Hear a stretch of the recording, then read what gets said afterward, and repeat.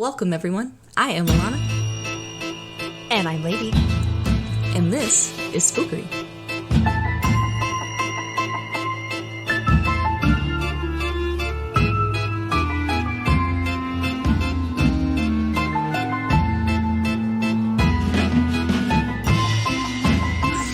Alrighty, everybody. I hope you got your tinfoil hats ready because today we are doing our first ever dive into the topic of conspiracy theories. I'm so excited. I'm so excited. I'm pretty excited. Even though last week almost definitely felt like a conspiracy theory, it was amazing to sit and theorize about all the possibilities of the culprit and what might have happened. It really honestly did set the tone for this week, so I'm very excited to get into it. I'm really glad that I could just give you that platform to what's the right word? Jettison off of. We're ready. We're in the zone. We're in the mood. I don't have my tinfoil hat. I didn't get the memo, but I brought my science hat. So that's close enough. Science hat is perfect. That will do. All right, perfect. I've got that. All right. Perfect. So it's just like my last episode. It may have just been me personally, but I feel like I used to hear so much about this topic during the 2000s. And then as of lately, I have not really seen or heard anything about it. I don't really know why that is. Most of the new conspiracy theories these days are honestly all super political and just not really fitting the very specifically crafted and hand-tailored spooky vibes that we, try to curate for the podcast. Ooh. So I really dug deep and went back in time for this because I'm like, we got to get something good. Yeah, the old-timey spookery vibes, my dude. The vibes are immaculate this evening. Or morning, or afternoon, whenever you're listening. Yeah, whenever you're listening, honestly. It's just the vibes. They're always immaculate. Yes, the spookery vibes are immaculate. I really do feel like this is the perfect time to dig out and refresh my knowledge on this old favorite, and I'm very excited to share it with you guys. So today, we are talking about the one and only Bermuda Triangle. Are we legit talking about the Bermuda Triangle? We sure are. Oh my goodness, I feel like you just pulled a Bonnie and Clyde on me. I feel like it's the same level of reaction. I'm like, we're going to talk about the motherfucking Bermuda Triangle? Are you kidding me?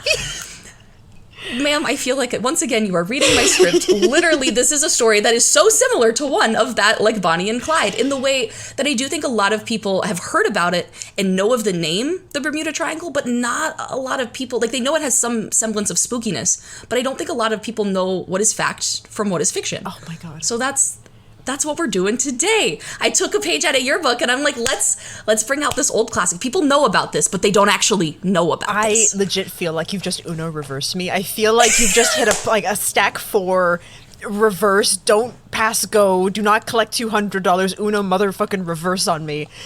That is always my goal, and I have accomplished it again. Episode's over, guys. I'm done. I don't even need to tell you. That's the whole episode. Lady's reaction was all I needed. So here's a fun fact for you. I've been in the Bermuda Triangle. Did you know that? Have you actually? I did not. I've been on a boat in the Bermuda Triangle. So we have some firsthand knowledge of this cursed area. Yes, I can confirm whatever we talk about. I feel like that happened to me. That happened. Yeah, I was there for that. This is actually going to be a really fun episode then because, I know a lot of people have heard about it, but yeah, how many people have even been inside it? That is going to be so fun. You can really, like you said, tell us what you know if anything did happen. I will hold my cards until the end of the round. Yes, absolutely. No, I'm really excited to hear. I had no idea. That's a whole other level. You just gave the Uno reverse right on back to me, and I love it. I love that one. You picked a topic that you took a page out of my book, and not only did you take a page out of my book, you took a page out of my history book. I've legit done this. I've been there. And you're just gonna blow my mind because I actually, even though I've been in the Bermuda Triangle, I've sailed through it on a cruise ship. I don't know kind of all about it. I think I know a theory, but I don't know the history of it. I don't know how long it's been happening. I don't know who I have to talk to about it. So you're about to just bestow this. You're gonna give me this beautiful spooky crown. You're just gonna bestow it upon me, and you're gonna tell me about this motherfucking beautiful triangle. I absolutely am. And that's, to be honest, I was not even 100% sure about how much of it was actually true. So the research for this for me was even really fun and shocking because it is something that is just so shrouded in mystery and folklore and stuff that you really just don't know what's true and what's fake. Yeah. So that's what we're doing today. Some of the cases are pretty creepy, to say the least. That's why it's in the Spookery. Yeah. So, but of course, before we actually get right into the theories surrounding the Bermuda Triangle, we got to give Lady what she really loves. And that, of course, is some sweet, sweet context about the mythical area itself. Spice me up, baby.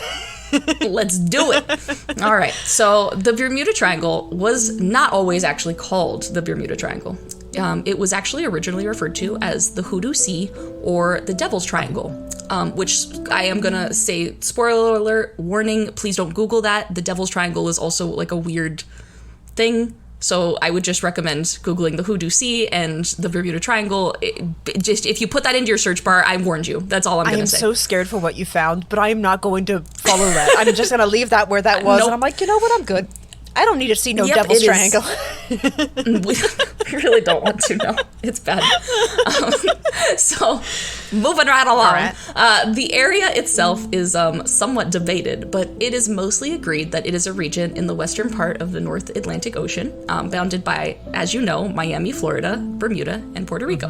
I've been to all three of those places. Man, this is going to be so fun. Oh, gosh, I love it. You have, like, so much insider knowledge about everything we're about to go through. I've been on the triangle. I've been there.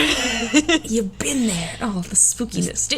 I really have so many questions for you now, but, let's wait till the end. I got to tell you everything, and then we'll go through I know. I'm going to hold my own theories till the end. As early as 1492, strange sightings and happenings have been recorded from various sources around these parts. Even stranger, within the last 150 years, more than 50 ships and 20 aircraft has sailed off into oblivion between this area. Today, the Bermuda Triangle is still renowned in fear and amazement as people continue to look for answers. During our episode today, we will be discussing a few of the most infamous cases, as well as some of the most popular theories for explaining these unexplained phenomena hailing from this cursed polygon. So without further ado, let's hop right into it. Let's hop right into that spooky triangle. I have a question right off the get, because I've been in there, but I wasn't super perceptive, I'll say. What kind of triangle is the Bermuda Triangle? Is it an isosceles triangle? Is it an acute triangle? It is an isosceles triangle. It's an isosceles triangle. Yeah. Thank you. Man, you asked, and I'm like, I had to really think about it, and then you gave me the acute, and I'm like, oh yeah, no, it's not that one. It's not that one. It's a good one. What about an equilateral triangle? Maybe I'm wrong. Maybe it is an equilateral triangle. Oh, all the math people are going to come for me now. I don't know my triangles. I didn't actually, that's the one question I didn't answer. I have 20 pages of research here, and I didn't Google what kind of triangle it was, lady. You threw me a curveball right away. What the heck? Oh my gosh, if anyone could do it, we will address this in the recap episode. That'll be like our first note, like, bam.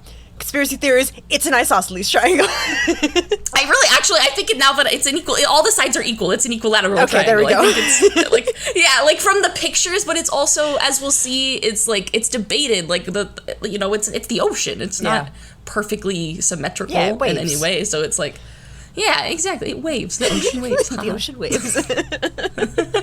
All right. Yes, I will. I try not to throw any curveballs. I'm here to listen. I'm here to science. If that is any indication as how this episode is going to go, it is going to be crazy. Oh, so I'm ready. So excited. It's delicious. There really is a lot of research that went, because it's not just one case; it's a bunch of cases throughout 150 years. So I had to go to a lot of sources. It was a lot. Yeah. But our very first case, like I said, takes us all the way back to 1492. As the children's song goes, in 1492, Columbus sailed the ocean blue. Sure did. During his first expedition across the Atlantic Ocean into the New World, Christopher Columbus became the first person actually to document an odd sight, as well as some other interesting things, during his sail through the Triangle.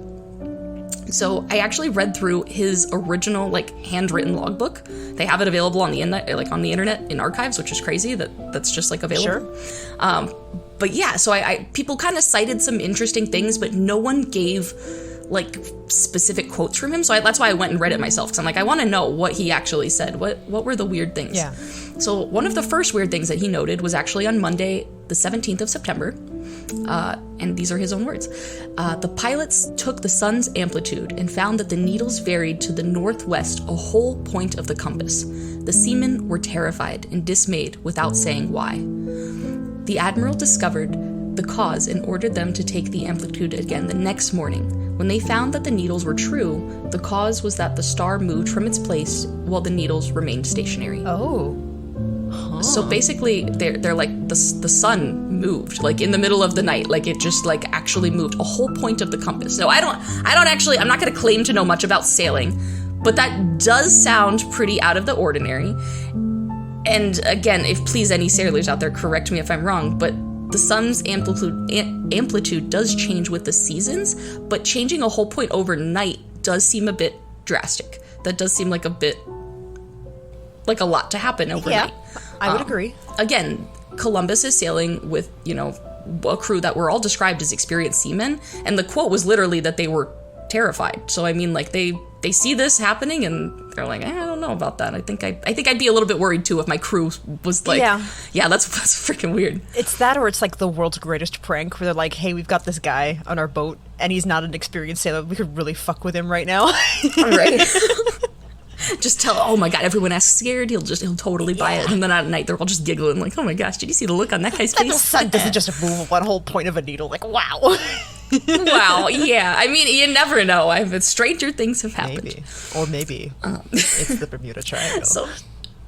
Right?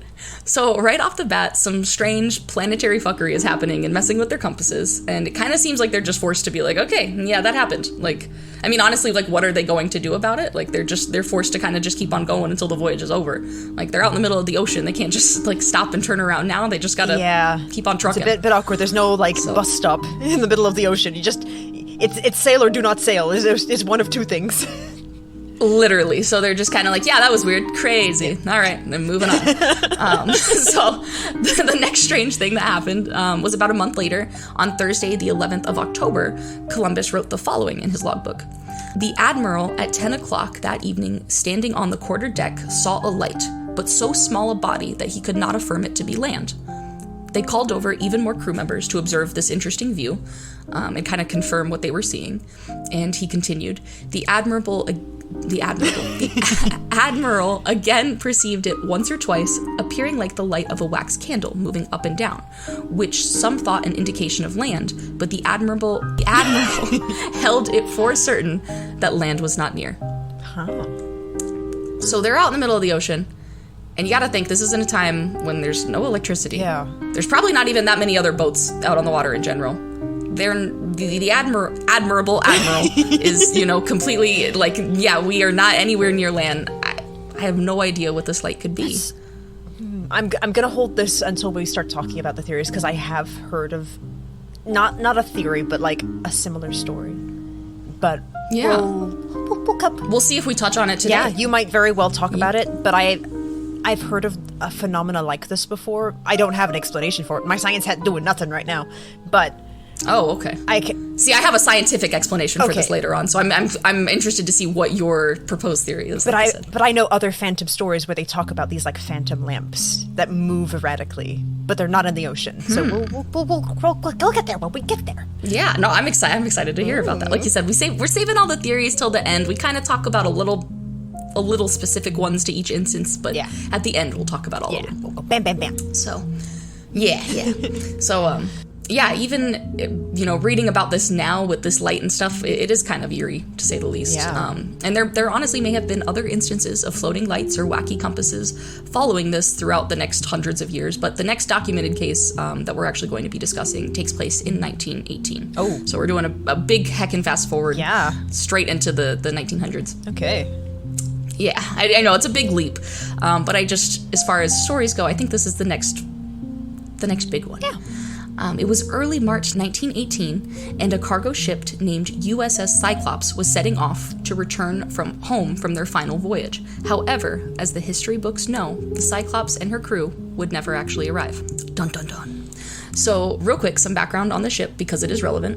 The USS Cyclops was a Proteus-class collier built in Philadelphia. She was 540 feet long, 65 feet wide, making her one of the biggest ships of her type at the time.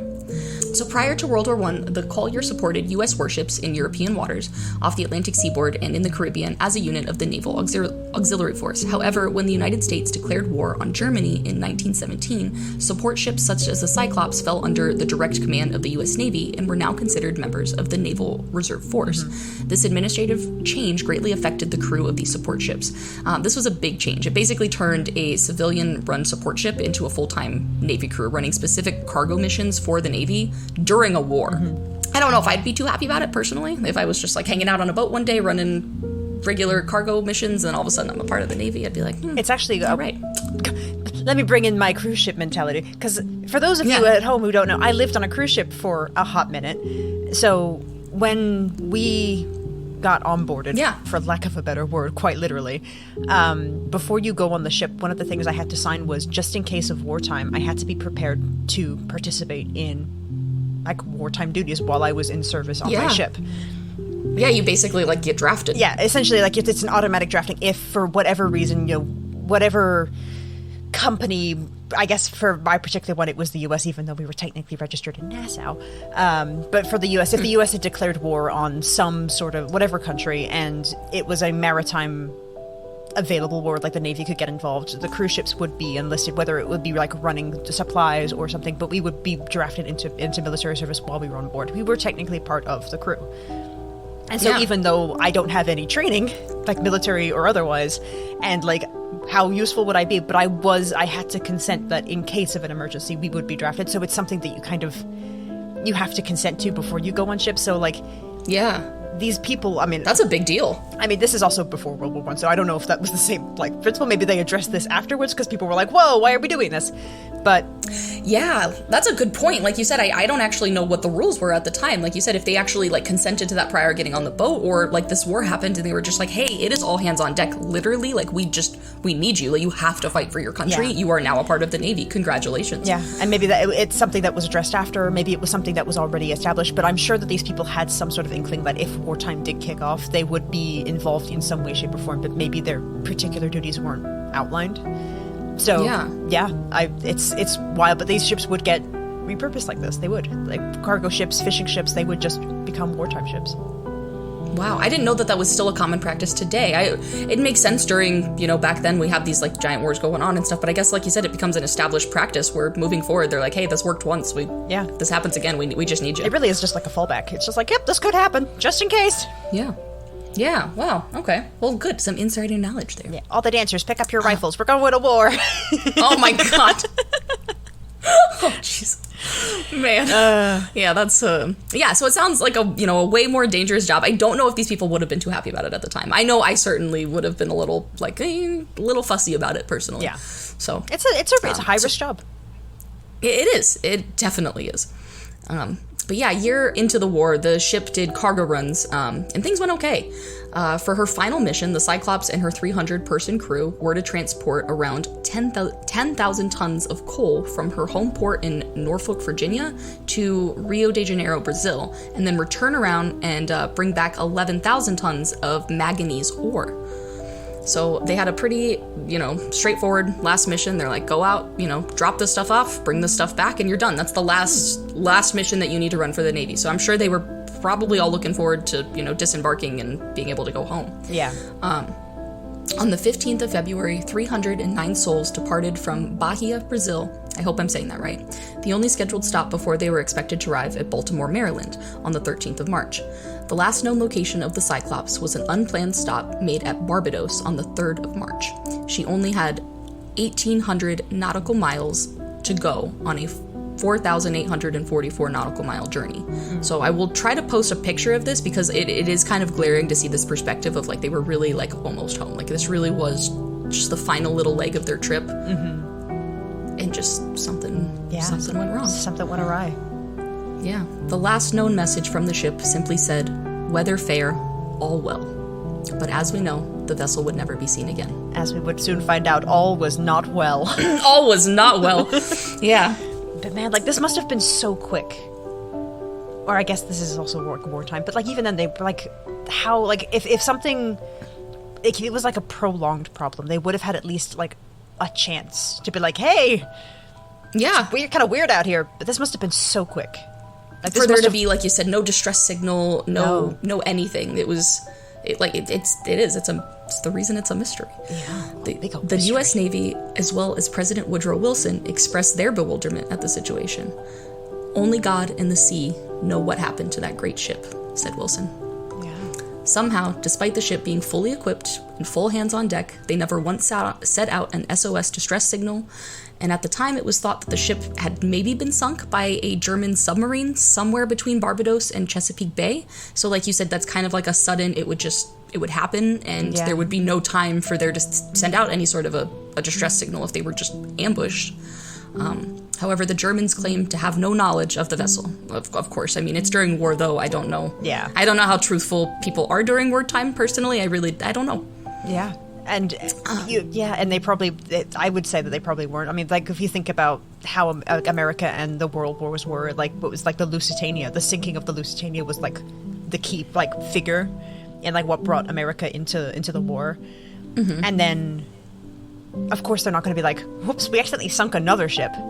Yeah, right? Like, like you said, they're just like, that ship, the USS Cyclone, I never heard of her. Never met her. Never met her, I have no idea. Yeah. So, with that kind of being ruled out, with just no way to confirm, many over time have also pointed the finger at the captain, George W. Worley, I think is how you pronounce the last name, Worley. Yeah, I'd say Worley. Worley.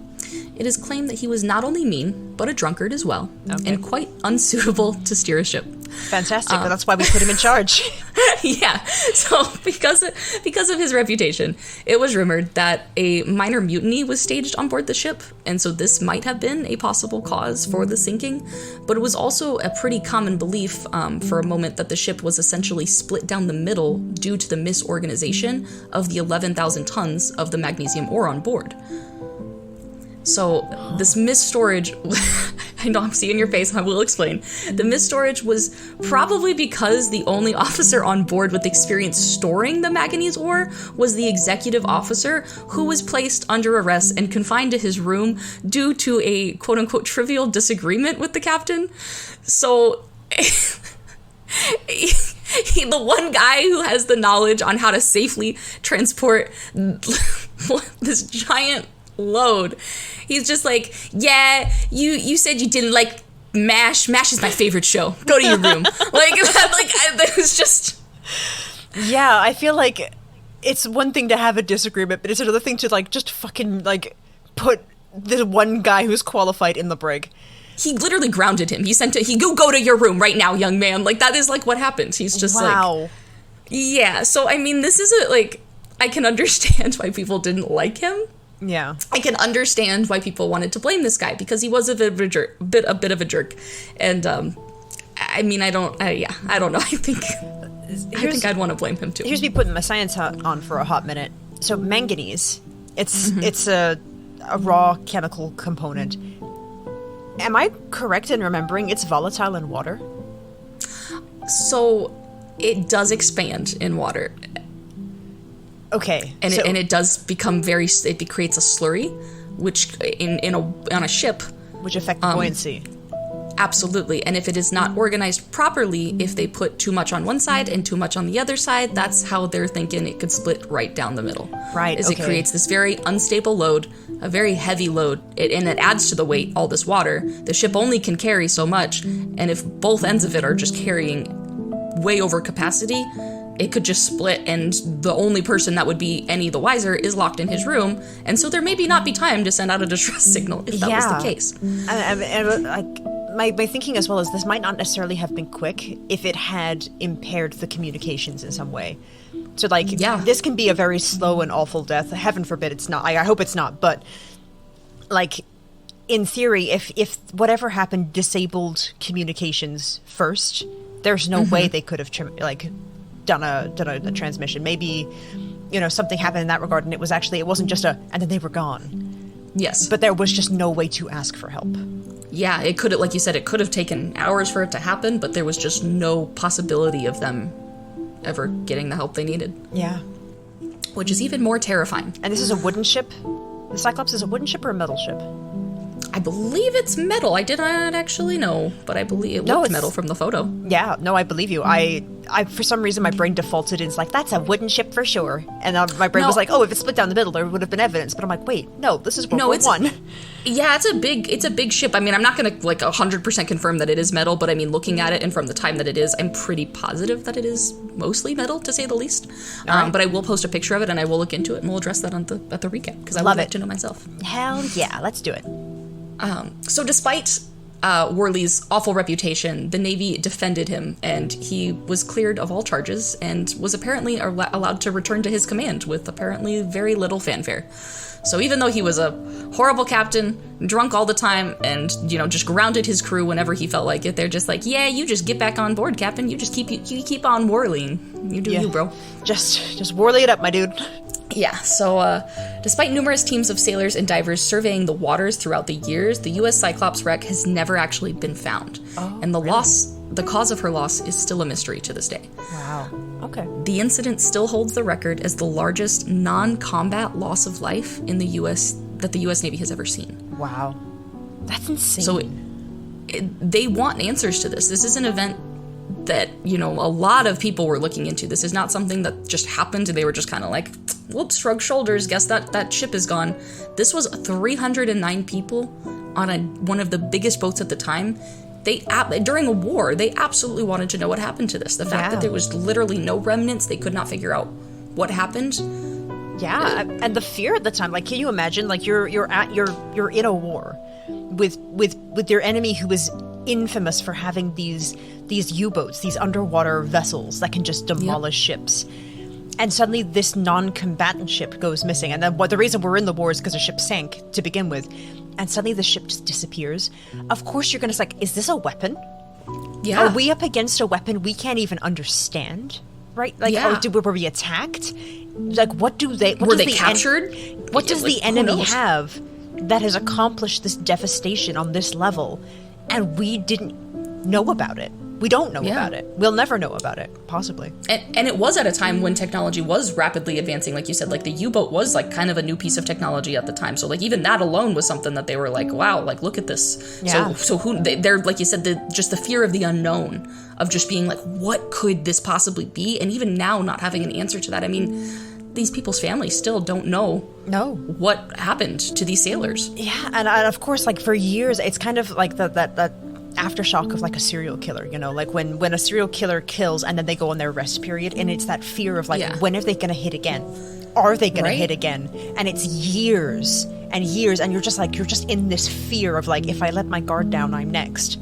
But what if it's over and I'm just living in fear? And I'm sure, like, for wartime, this was probably the exact same thing, where it's just like, they might have a weapon and it had one charge, but they're building a second one. Like, I'm sure it's not a far stretch from, like, you know, the atomic bombs that were dropped later in the war, you know, like, absolutely, we only had two, but we used both, and I'm sure, like, the fear was, what if they have a third? Yeah, absolutely. I think that's a very, you know, a good comparison, like you said, just between the two, because it's just the fear of the unknown. Yeah, and that's humanity's greatest fear, is the fear of the unknown. It's true. So this event really started the chilling pattern for the Bermuda Triangle's sinister reputation, and it really only gets spookier from here, to be honest with you. For our next high-profile case, we need to fast forward again roughly 30 years to 1945. Okay, we're in World War II. Yes. So it was just after 2 p.m. on the 5th of December 1945, and an experienced team of 5 TBM Avenger torpedo bombers, known as Flight 19, were just getting ready to depart from the U.S. Naval Air Force Station, Fort Lauderdale. They were to conduct a routine navigation training and were going to execute something called Navigation Problem 1, which was described as to fly to the east from the Florida coast, perform bombing runs at a place called Hens and Chicken Shoals, turn north, then proceed over Grand Bahama Island, and then back again to Fort Lauderdale. So, sounds pretty for routine. any of you like you said, any Air Force people out there, that's, like you said, just a normal thing, Navigation Problem 1. They're like, go out and do some training. There were actually several other people that were going out and flying the same route that same day, so they were not the only ones to be doing this. This is a very routine flight path. Yeah. Lieutenant Charles C. Taylor was acting as the flight's leader.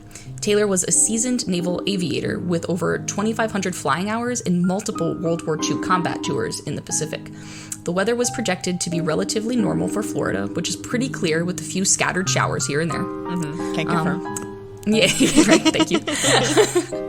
They were, and again, they were not the only team flying this today. It was a very, very normal day up until this point.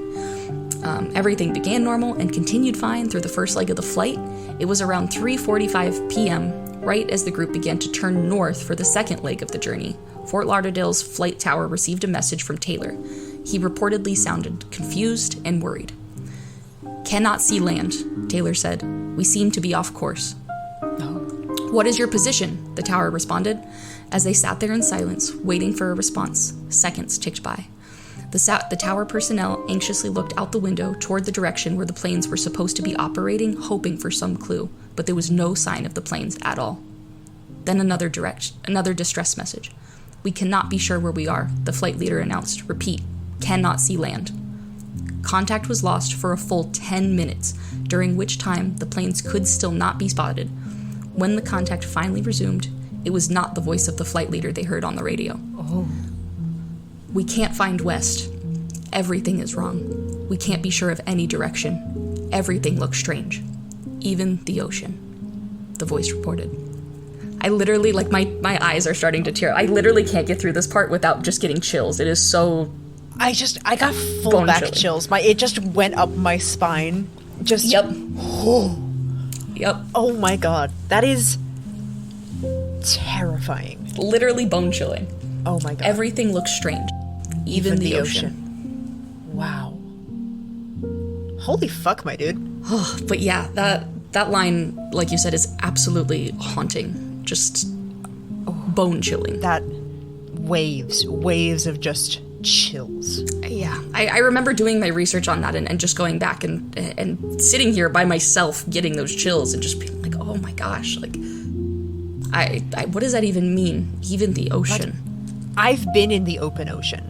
Like, I know how disorienting it can be just to be in the open ocean and not knowing what direction you're facing, not knowing, like, where, like, necessarily where you're going, if you're going to end up in your destination or if you have to detour and someone's not telling you something. But I've never once thought everything looks strange, even the ocean. That's never been a thought that's ever occurred to me, and I've been in full-on open water. Yeah, I can't even imagine what these pilots were seeing. Yeah. And honestly, we'll never know. And we'll never know. So after they received that transmission, the radio was silent for another long 20 minutes after that. The new voice broke the silence again, but this time it was practically trembling, bordering on hysteria. "We can't tell where we are. Everything is. We can't make out anything. We think we may be about 225 miles northeast of base." For a few moments, the pilot could be heard rambling incoherently before uttering the last words ever heard from Flight 19. "It looks like we are entering white water. We are completely lost." Oh. Just, again, chills. That's so scary. White water? What? I don't know. I again... This message just absolutely sent the tower personnel scrambling. They sent out 2 BPM marine flying boats carrying rescue equipment almost immediately. They were heading toward the flight group's last known estimated position. The rescue planes checked into the tower about 10 minutes into their flight, but that would also be the last time that one of the rescue planes would ever be heard from as well. The people sent after them disappeared as well? They sent out 2 planes and only one of them came back. What the actual fuck? Just like the first planes, this one also did not send out any sort of distress signals. There was like, they talked to them, but there was no actual distress signal to pinpoint where they were. They're like, where are you? What's happening? Like, what's going on? What's going on? This one was even more head-scratching because the rescue planes that were sent out were specifically made to make rescue landings in water. Yeah, and it just vanished? Yeah, it was just gone. For the next 5 days, the Coast Guard teamed up with the Navy and they searched extensively in more than 250,000 square miles of the Atlantic waters, but not a single trace of any of the aircrafts were found. That is haunting. That's a legit haunt. It's one thing for a boat to sink, but for 6 planes and then a rescue plane after that to go missing. Yeah, so quickly. In succession, and there's no indication. They're looking out where these planes are supposed to be, and they can't even see anything. That's the even weirder part, is there's no visible sign. And this is routine. This is a scheduled thing that other planes have followed this path, and just something deviated. And other planes are currently out flying around, and no one is seeing anything. Oh my god, it's so strange. And did you mention what time of day that the flight happened? They started at 2, and they went missing and started sending messages about 3:45. So this is midday. This is sunny. It's not even like sunset where like the sun is catching the water. No. Where like because as soon as you said like we're heading into white water, like my brain was like, is this like a reflection? Is that what they're seeing? They're seeing like light reflected off of something. But like this is midday. This is like the heat of the day. Like this is probably the easiest time, I would say, where you can tell what's sky and what's sea. I mean, it's been a hot minute since I've been in the water, but... I will say, I mean, looking back, I'm like, what month was this? This is in December, so I mean, it does get dark kind of early, so maybe sunset? Not in Florida. Ma'am, this is Florida we're talking about. Florida is like... It doesn't really deviate that much. Yeah. Well... Yeah. It's not dark at 2 p.m., let me tell you that. No, maybe the sun starts setting. I don't know. Like, I know it gets dark early in the winter, but I'm trying to give it some sort of credit. I think that the sunset, the earliest we have, I mean, as a new Floridian, for at least the ones that I've experienced, I think it gets, like, dark at 5. Yeah, that's for me, too. 5:30 is when it starts to... Yeah. Yeah. And we're on a similar latitude, so, like, that makes sense. Yeah. But, yeah, it's so strange. Yeah, they were scratching their heads at this. It was speculated that the planes flew until they ran out of fuel, but nothing was really able to be confirmed. With no wreckage, there was no way to know what truly happened. After the exhaustive effort, the Navy Board of Inquiry investigation was brought to a close. So the board's report is summed up in one terse statement. We are not even able to make a good guess as to what happened. Wow. How honest. How fucking honest on a military report. They're like, we just don't know. That's quite literally what it was. It's us going, we just don't know. They are not even able to make a good guess. They have no clue. They have no evidence. Where can you go when you have no evidence? Yeah, all you can do is speculate, and even then, like, you start speculating into like the weird and wonderful, and you're like, that's not gonna fly. And especially in the Air Force and the Navy, like they're looking around and they're like, yeah, we can't just make baseless accusations. We need something to go on. We have no concrete evidence. We have nothing. I'm going back to like my original like statement. This was wartime, and can you imagine if you thought that this was the enemy weapon? This was an enemy weapon that was used on planes. It was used originally on ships in World War I. They've used it again on planes in World War II, and it's just that. What is this the enemy? Yeah. Is this people we were fighting? You know, this is what 45. So this would have been like near the end of the war, if not the war had like finished. But even then, there were still people fighting years after this. Like it wasn't a soft close. And if someone is out there with a weapon and they're not listening to a ceasefire or a halt or a standstill, and they've just got this thing, and they're taking out who they believe is the enemy, like that, the fear alone of just like, what is out there? What's doing this? And are they going to do it again? Exactly. And there's just no way to know, and it is all left up to your imagination, unfortunately, and people were just left in fear after this because there was just no plausible explanation.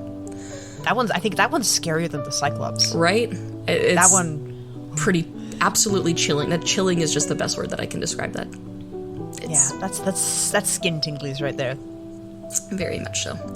So in total, 27 men and 6 aircraft vanished in one afternoon. Wow. The cause still remains a mystery to this day, and just 3 years later, the BSAA Star Tiger would be a victim of a similar fate. Oh.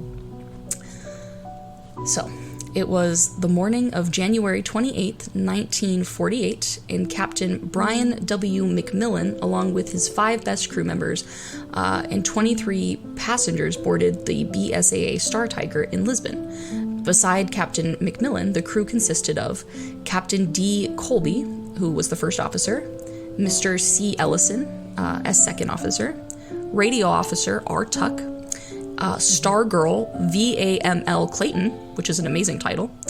Yeah, wow. And Stargirl HSB Nichols. Again, I don't know what they had to do to become a Stargirl, but I love it. I'm here for it. But who do I apply to? Right. I was reading that. I'm like, man, what is that? I actually didn't end up looking into what that actually is, but maybe I'll touch on that in the recap episode because I'm curious what a Stargirl is. Yes, but that's 100%. That's recap topic right there. There. What the heck is Stargirl? Yeah, how do we qualify? How do we become one? Yes. Become an honorary Stargirl somehow. You're always my Stargirl, Neil. Oh, there's a book called Stargirl. It's a very good one. Oh. The official court documents for the case noted details of the training, qualifications, and experience of each member of the crew were made available to the court, and there can be no question that they formed an able and experienced team. The witnesses who knew Captain McMillan were unanimous in their appreciation of his high qualities. He had flown 2,912 hours as a pilot of the Royal Air Force and 1,673 hours in the command of the British South American Airways. It was truly emphasized like how capable this team was. This was a very experienced team. This was not their first flight. They were, again, just a very routine flight, just as the last one was. As far as the passengers go, it was reported, this is pretty much all I could find, it was reported that 16 were British, 2 were Mexican, 2 were Czech, 1 was Swiss, and 2 were stateless.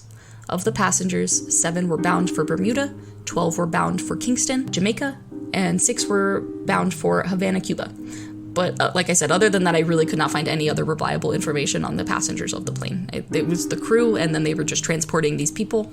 I wanted to give as much information as I could because it felt weird to just not. But yeah, that's... No, 100%. If that's all that you've got, like, kudos to finding that. Like, that's not easy information to come by. It was, like I said, they had information about the crew because they were, documented members of, the Royal Air Force and things like that. So they had information on these guys. But the actual occupants, if someone else has any other information, I would be happy to share it because I don't want to leave these people nameless, but I also just could not find anything personally. So yeah. The Star Tiger took off only to be forced to land a short while later when Captain McMillan explained that the port inner engine needed some attention. The aircraft was cleared for takeoff again about 2.5 hours later, and the trip was proceeding without issue. The plane was due to be refueled, and the crew planned to make a 75-minute stop at Santa Maria Airport. However, Captain McMillan reported that the weather was too poor, and he suggested that they stay overnight until they were clear to fly again the next day. So the following day, on the 29th of January, despite some strong weather that day as well, the Star Tiger took off for the next leg of its journey. McMillan, being the experienced pilot that he was, decided to fly at no more than 2,000 feet, 610 meters, so as to try to avoid the worst of the nasty weather. Though the Star Tiger would be heard, this was the last confirmed time anyone actually saw the Star Tiger. Oh, okay. So this sounds like this trip was cursed from start to finish. Like, this plane didn't want to take off. The weather was like, do not leave. And they just... It was weird because they actually, I read that this plane had literally been issued like a 24-hour like certificate of like, you're okay to fly. Basically, like they had done like really good, like extensive like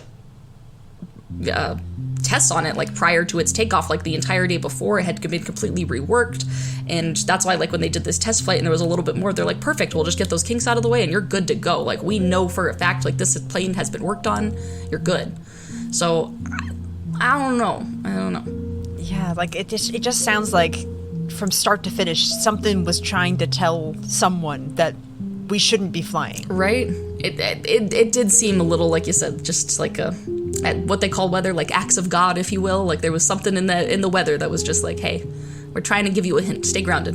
And they're just like, no. Like simply do not. And they were like, nope, see you there. Yep. They did try to think ahead a little bit. So at this point, it is also important to note that another plane, an Avro Lancasterian, I hope I'm saying that right, piloted by Frank Griffin, had taken off about an hour ahead of the Star Tiger at 2:22 p.m. So it's not even like uncharted. They're literally following someone else's flight path. They are. That's not just that, but this captain agreed to actually radio back weather information for the Star Tiger, so they have another set of eyes an hour ahead of them in the future.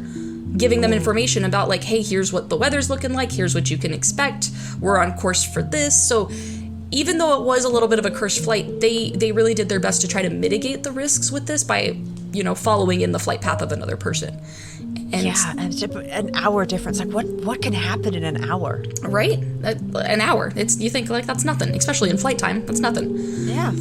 So this also meant that someone was in contact with them almost the entire flight, adding to the bizarreness of this disappearance, because they really do just, as we'll see, they go missing. So the Star Tiger had taken off about 3:34 p.m., and it was immediately hit by heavy rain and strong winds. Again, just the act of God saying, weather. Yeah. Stay home. What are you doing? We told you to stay grounded. Stop. Yeah. Do not proceed. And they're just like, nope, and they continue. So the Star Tiger had taken off at 3:34 and was immediately hit by heavy rain and strong winds. So again, the weather was telling them stay home. Yeah. They were about 200 miles behind the Lancasterian at the start, but Macmillan slowly closed the gap between the two aircraft to keep them in good radio distance. So by 1:26 a.m. on the 30th of January, the planes had been in the air for about 10 hours, and the Star Tiger was trailing only 150 miles behind the Lancasterian. So they were up in the air for a good while. They were doing fine. 10 hours into the trip. No issues. It's not 10 hours continuous in the air, right? That's like 10 hours including the landing. No, that was all. They were in the air for 10 hours. Consistently? Mm-hmm. Well, I'm like, no wonder they disappeared. They're fucking like 10 hours in the air. That's a lot of fucking time. It is a lot of time. But they're in contact with the Lancasterian the whole time, and they're only 150 miles behind them, so just trailing just behind them, and they're right on course. But it was at this point that the Lancasterian managed to fix their position using celestial navigation, which is exactly what it sounds like. They're using the stars and other celestial bodies to find out where you are. So just in the air, it's a really good way to just kind of figure out where you're going, where you're fixed at. So once the navigator realized they were blown off course, the wind had kind of blown the aircraft about 60 miles off track in the past hour.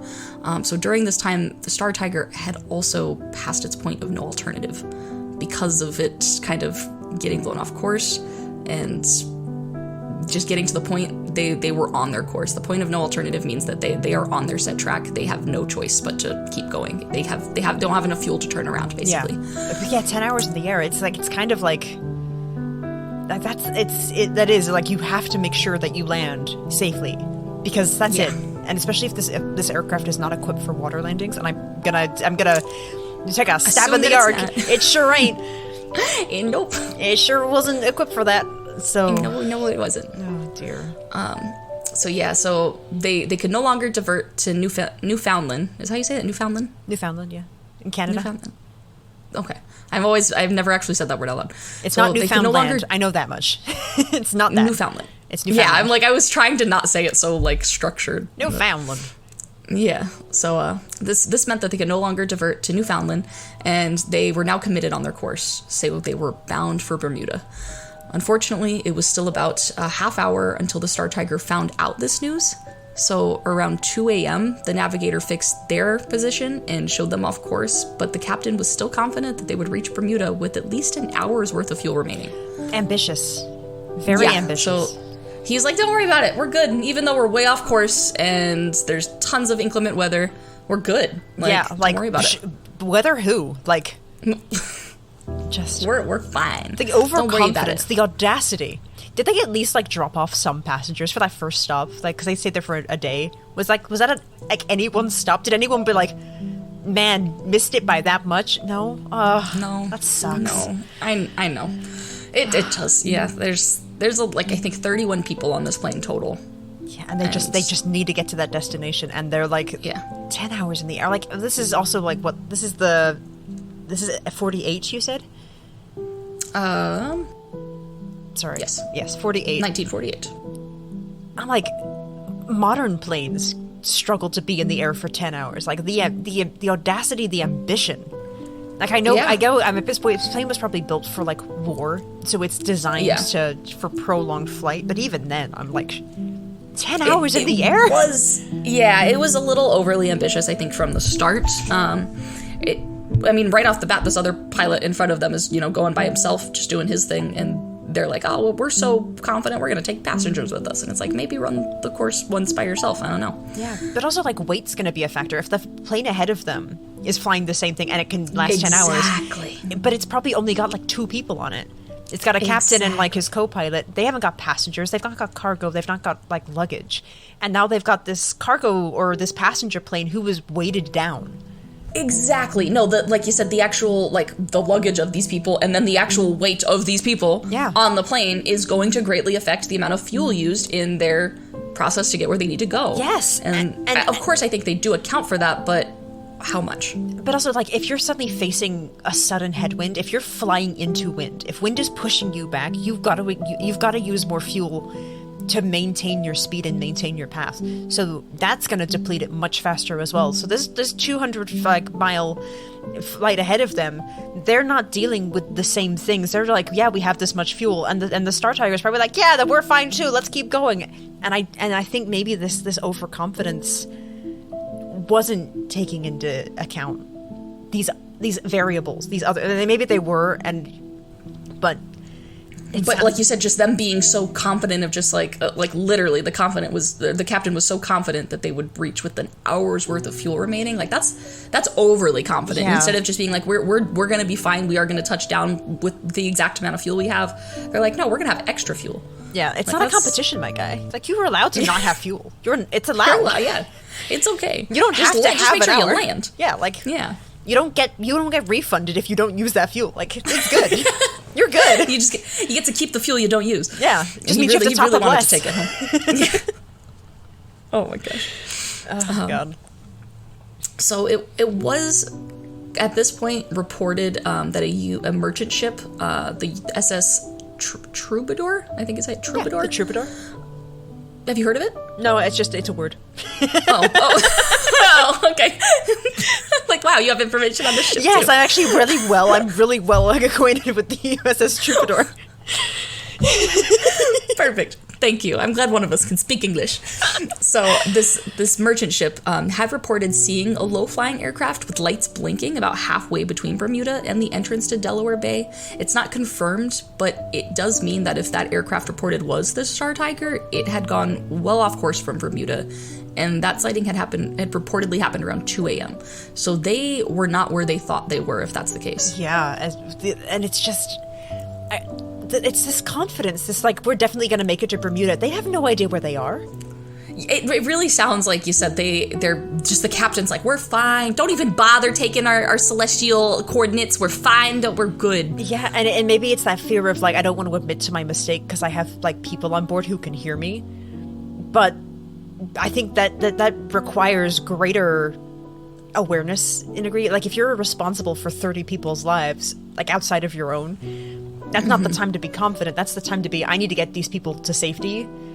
Cautious. Like you said, if there's something wrong, you need to, like, that's emergency message being sent out now. Like, we can figure out how to do an emergency landing now. Like, yeah. This guy was like, I recognize that wave. We're definitely on course to Bermuda. That is exactly, like, a quote from... Is it? From the Star Tiger's captain, no. I recognize that wave. That's my favorite wave. That's definitely heading to Bermuda. Yeah, I wouldn't be surprised. So, an hour later, Captain Griffin reached out to the Star Tiger to let them know that he was switching to voice telephony to contact Bermuda approach control. At 3:04, R. Tuck, the radio officer aboard the Star Tiger, requested a radio bearing from Bermuda. However, the signal was not strong enough to obtain an accurate reading, which means they weren't really, like, that close. Yeah, they were way off. Again, they were not realizing that this was a problem, that, like, if you're sending out messages from, a radio standpoint and you're not in the right distance, it's all based off of distance. Like, yeah. Like, so... maybe they were just, like, clueless, but, like... I feel like that should have been, like, the final flag. We're like, oh, we can't contact Bermuda. We're not as close as we think we are. We need to, like, reevaluate this. Right? And so they keep trying. They did attempt this about 11 minutes later, and at this time the Bermuda radio operator was able to get a reading and transmitted the information back. But like you said, it just that time, the timing is everything with planes. 10 minutes, 11 minutes, it adds up. Like every extra minute, it's fuel being wasted. It's if there's wind blowing against you. Yeah. Someone's taking a poop in the bathroom. A weight is being added. There's. Yeah. I'm not at all like blaming the flight for what happened, because the Bermuda Triangle is a fickle bitch, and like who knows what is happening in there. And maybe there is some sort of like phantom magnetic demon in there that's just like really fucking everything up. Maybe the weather gods themselves live in this isosceles triangle. But like seriously. But yeah, and I'm not like victim blaming in any way, shape, or form, but it's just like you have a responsibility as a captain when you are in charge of civilians. You have Absolutely. a responsibility to be like, be in the know, even if you're asking dumb questions, even if people are like, why are you asking that? If you are directly responsible for people's lives, ask the dumb questions. Be the one to ask the dumb questions, because you have to be. Because Absolutely. if you don't, that's when things start to go wrong. Absolutely. And I think, like you said, whether or not that even was what happened in this case, the fact that there's like evidence to make you question, that's why we're even having this conversation. Because if they had done everything right and they had double checked everything, dotted their I's and, crossed their T's, we wouldn't be left with this room to speculate. But unfortunately, because those measures weren't taken, we are left with this room to go, was this human error? Was that really all this was? Yeah. And that's unfortunate, because if this is something greater than that, there's no room to explore that and really find the answers we're looking for, because we're left with this default question. And it's just unfortunate. Like nobody expects to go missing at sea for No. But I guess just especially when you're in inclement weather, if the variables, if the factors aren't favorable, just be extra cautious. I mean, of course, this is the 40s and like. Yeah. Different time, but for now, it is. Guys, if you're a pilot and you're listening to this, just be cautious. Just be careful. Just be cautious. We want everyone to return home safe. That's all we're asking. No, but nobody's going to get mad at you if you're extra cautious, but someone will get mad at you if you suddenly disappear. Absolutely. Agree. We will be mad at you. We'll be the ones. We'll be like, guys, we told you. We did. We told you. We told you. Come on. We warned you. Don't go missing. Don't go missing in the Bermuda Triangle. It's not allowed. This is your PSA. Yeah. Oh god. So this radio transmission to the Bermuda Tower was actually the very last communication from the Star Tiger. The Bermuda operator would try to contact them again at 3:50, but upon receiving no reply, thought the aircraft had switched to direct radio contact with the Bermuda Approach Control. But Approach Control reported that this was not the case. The operator attempted to make contact again at 4:05, but was still unsuccessful. After trying to make contact one last time at 4:40 and receiving no response, he officially declared a state of emergency. Captain Griffin would later testify that he heard nothing from them to indicate that there was trouble, and that from then until he touched down at 4:11 a.m. in his own aircraft, there was no sign of any weather, of anything. Like they had like encountered the weather early on, but from then on, like as they were moving forward, it was just a little like gusts of wind. There was no actual rain. There was no electric storms. He's like, it was fine. I was just in it. They shouldn't be if they're right behind me, 150 miles behind me. They should be right there. And it's so easy to be like, yep, they absolutely ran out of fuel, and that's what happened. But the fact that they didn't radio for help, the fact that it was so quick, like, they're just gone. You know, my first, I guess my inclination, I wonder if it was lightning. So electrical storms are known to actually scramble, like you said, the radios and the communication devices on these ships. So that is a possibility that if it is a combination of things, if it is something like weather in addition to some sort of negligence, it could have just been something as simple as they did run out of fuel, but they had no way to call for help. Yeah. I mean, but it's also like it's so final. If a plane, because this is the 40s, and planes now are kind of equipped to be hit by lightning. I think there's a particular part of engineering that goes into like planes get hit by lightning all the time, but they're just equipped to like deflect it. Like to conduct it in some way. Yeah, like it's not stored. It's not gonna like come and fry the electrical equipment anymore. But this is the 40s, and I'm willing to kind of wager that like lightning engineering on aircraft probably wasn't what it used to be. And if they've been under maintenance, if there's just a piece, it's all it is. It's like the weather rod wasn't equipped, or like just in the maintenance something was neglected and they were hit by lightning and it cut out communications or it downed the plane. If that was enough where it fried everything, communications, engines, wings, whatever it needed to do, that's it. That's game over. Yeah, and weather is so unpredictable. I mean, even now, that, people still don't fully understand all the different weather patterns that are presented, and new ones are still forming because of the way that the world is changing. Yeah, and we can't predict weather to like a 100% degree. There's always going to be some sort of variation. Planes don't deliberately fly into storms, especially if they're like particular kinds of storms. Like, I'm pretty sure most aircraft don't fly into thunder cells. Like, my mom's a heckin' flight attendant. Like, the amount of times that her flights have just like circumvented a storm. Like, it's not something you invite. Yeah. So you try to, like you said, avert that kind of stuff. You don't want to be just charging right into a storm. Yeah, just because you could be equipped. Just don't take that chance. Keep your flight attendants safe, everybody. Keep your flight attendants safe and your passengers safer. Yes, I will. Nice. This is me being mad at you. If you endanger a flight attendant, I will fight you. That's a spookery guarantee.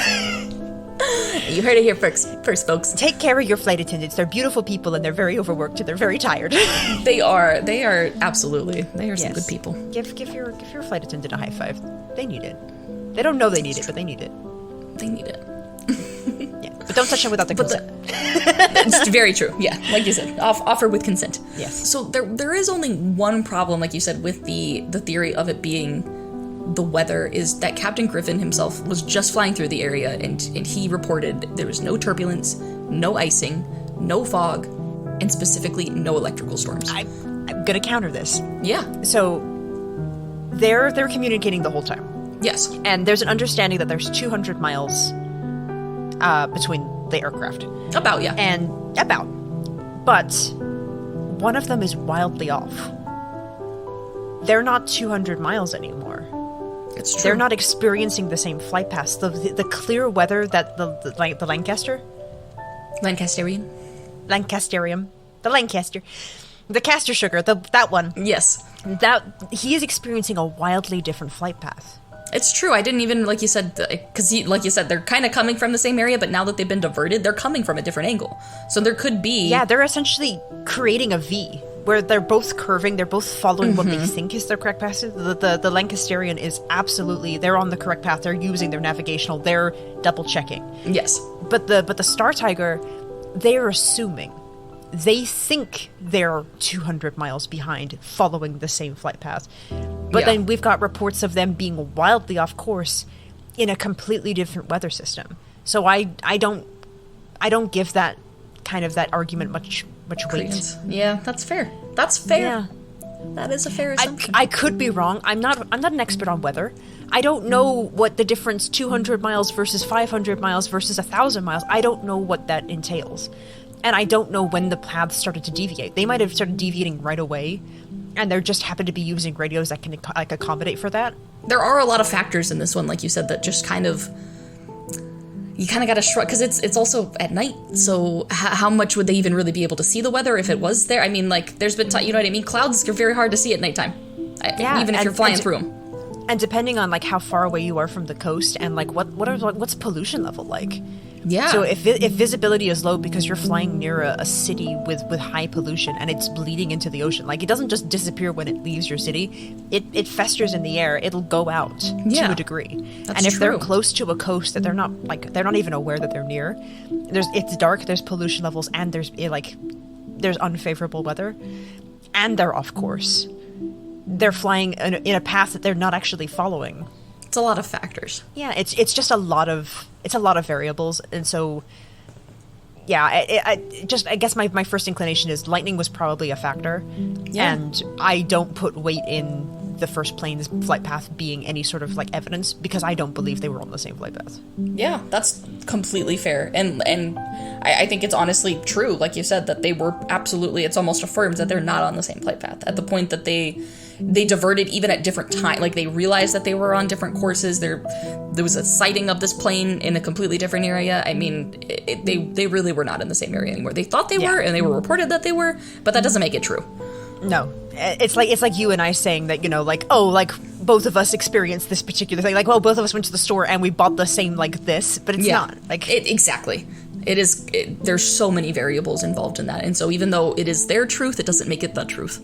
Yeah, they might have believed it wholeheartedly. The Lancasterian might 100% might have believed that they were like right behind them, which made it even weirder for them. Yeah, because he's like, oh yeah, they're right behind me. He's flying in, and then he's like sitting there with his plane, like waiting for his buds to land right next to him, and then they just never show. Yeah, and it really could have been like they both genuinely believed that the other was where they said they were, but they were just in two different locations. Yeah. It's entirely possible. Yeah, and that's the power of the science hat, baby. I'm glad you brought that today. Hey. Well, at 4:55, a search and rescue section of the U.S. Army Air Force at Kinley Field was alerted. Throughout the day, over 25 different aircraft took part in the search. All areas of the sea where it was conceivable that the Star Tiger might have gone down were scanned thoroughly. The search would continue until the night of February 3rd. Altogether, 104 flights had passed through the area during this time, with many different agencies from around the world helping take part in the search. There was a number of false alarm sightings in the water, all investigated, and all turned up nothing. After several days of continuous and intensive efforts, the search had to be abandoned. No trace of the plane, wreckage, or any other objects connected with the planes had been seen. Wow. And to this day? To this day. Wow. Again, just entire vessels gone. That plane must have gone down whole. It didn't break apart, because if it broke apart, we would have seen like floating debris. Something. This thing disappeared as a whole. Yep. And that's the same thing that was, with the last 6 planes. Like, how did all of them go down in one piece? How is there no wreckage of any of them? It's very eerie. Like we can speculate that it was lightning and poor judgment and all of that, but the lack of evidence is the glaring part. It's just like the Hinterkaifeck. It's the newspaper. It just doesn't fit. There's that one piece that just doesn't fit the rest of the narrative. You think you got all your pieces lined up and you're like, this is the answer. But if that was the case, there would be wreckage. Why don't all the pieces fit? Why do we have an extra piece? Whose piece is this? Whose piece is this? Yeah. Does this even go to the same puzzle? That's really the question. And maybe the answer is no, it doesn't. But then if this piece doesn't, do other pieces not? Exactly. And that's when the whole thing does start to fall apart. Yeah. So yeah. During the investigation that would follow, many hypotheses were suggested, but none that fit all the evidence before them. The court concluded the direct evidence which is available in this case is so indefinite that there is no conclusion can be reached as to what occurred. Were their analysis more extensive and more detailed, the result would be no more conclusive. Yet some misfortune overtook that airplane. Yeah, I think that's the end all be all, right? Like something happened. Something happened. We don't know what it is. We might never know what it is. It'll happen again, maybe, but we just don't know. Like you said, that summed it up perfectly. Had they spent more time and done a more detailed search, nothing would have changed. This is just an unfortunate happening. Yeah. And, maybe there is some sort of spectral ocean demon that is claiming planes. But, oh, baby. Don't spoil the ending. Whoops. but my point is, don't make it easy for these spectral ocean demons. Like, if there's something that you can prevent, if there's a preventative measure you can make, and this is for all aspects of life, if you can prevent something, prevent it. Don't make it easy for the demons to claim it. Absolutely. Just don't do it. Don't let them in unless you have a proper mirror to contain your demon. Absolutely. It's very vital to have that in mirror. Yes, get yourself an anti-demon mirror and just lock it in your bathroom. And just let it go. That's the room we just don't go in, guys. Ignore that. If you could hear rattling in the background of any of our recordings, you know what it is. Just shush. Just let it happen. It's fine. We have an arrangement. Got some contracts with the spooky ghosts. Yeah, but not the Spookery wheel, apparently. No. Spookery wheel TM? Spookery wheel TM. TM. So with all of these incidents occurring basically in succession throughout the years, it really didn't take long for the public to start noticing this pattern of vanishing vessels, and of course, it would be quick to draw media attention as well. In October 1952, a journalist by the name of George X. Sand really put the spotlight on the triangle in a short article for Fate magazine, which was titled "Sea Mystery at Our Back Door." X. Sand shared several other mysterious marine disappearances with his readers and stoked the fire for the mystery. This paved the way for even more journalists, experts, and enthusiasts to get involved. In 1964, the term Bermuda Triangle was officially coined by Vincent H. Gaddis. His article in Argosy magazine called The Deadly Bermuda Triangle goes through and catalogs even more cases. The thought of ships vanishing without a trace is truly a terrifying one, but one that is even almost more eerie is the thought of a boat being completely abandoned by its crew in the middle of the ocean. Mm-hmm. Or better yet, a lighthouse, which is our next case. Oh. Yeah. Oh? Ironically, the Great Isaac Lighthouse was erected in the 1850s to help prevent merchant ships from disappearing in the Bermuda Triangle. How's that working out for you? Right? Yeah, it's really ironic, truly. Like, did not do its job. Well, for itself. Man, oh man. Yeah. So the lighthouse stands at 151 tall. I just put 151 tall. Sure. Like, yeah. And we will ask no further questions. The lighthouse stands at 151 feet tall and is located about 20 miles northeast of the Bimini Islands. That's how you say that? Bimini? It's like bikini, but with M's. Bimini? Bimini? Sure. Yeah. And that sounds right. I've never been there. It sounds great. Actually, it actually doesn't.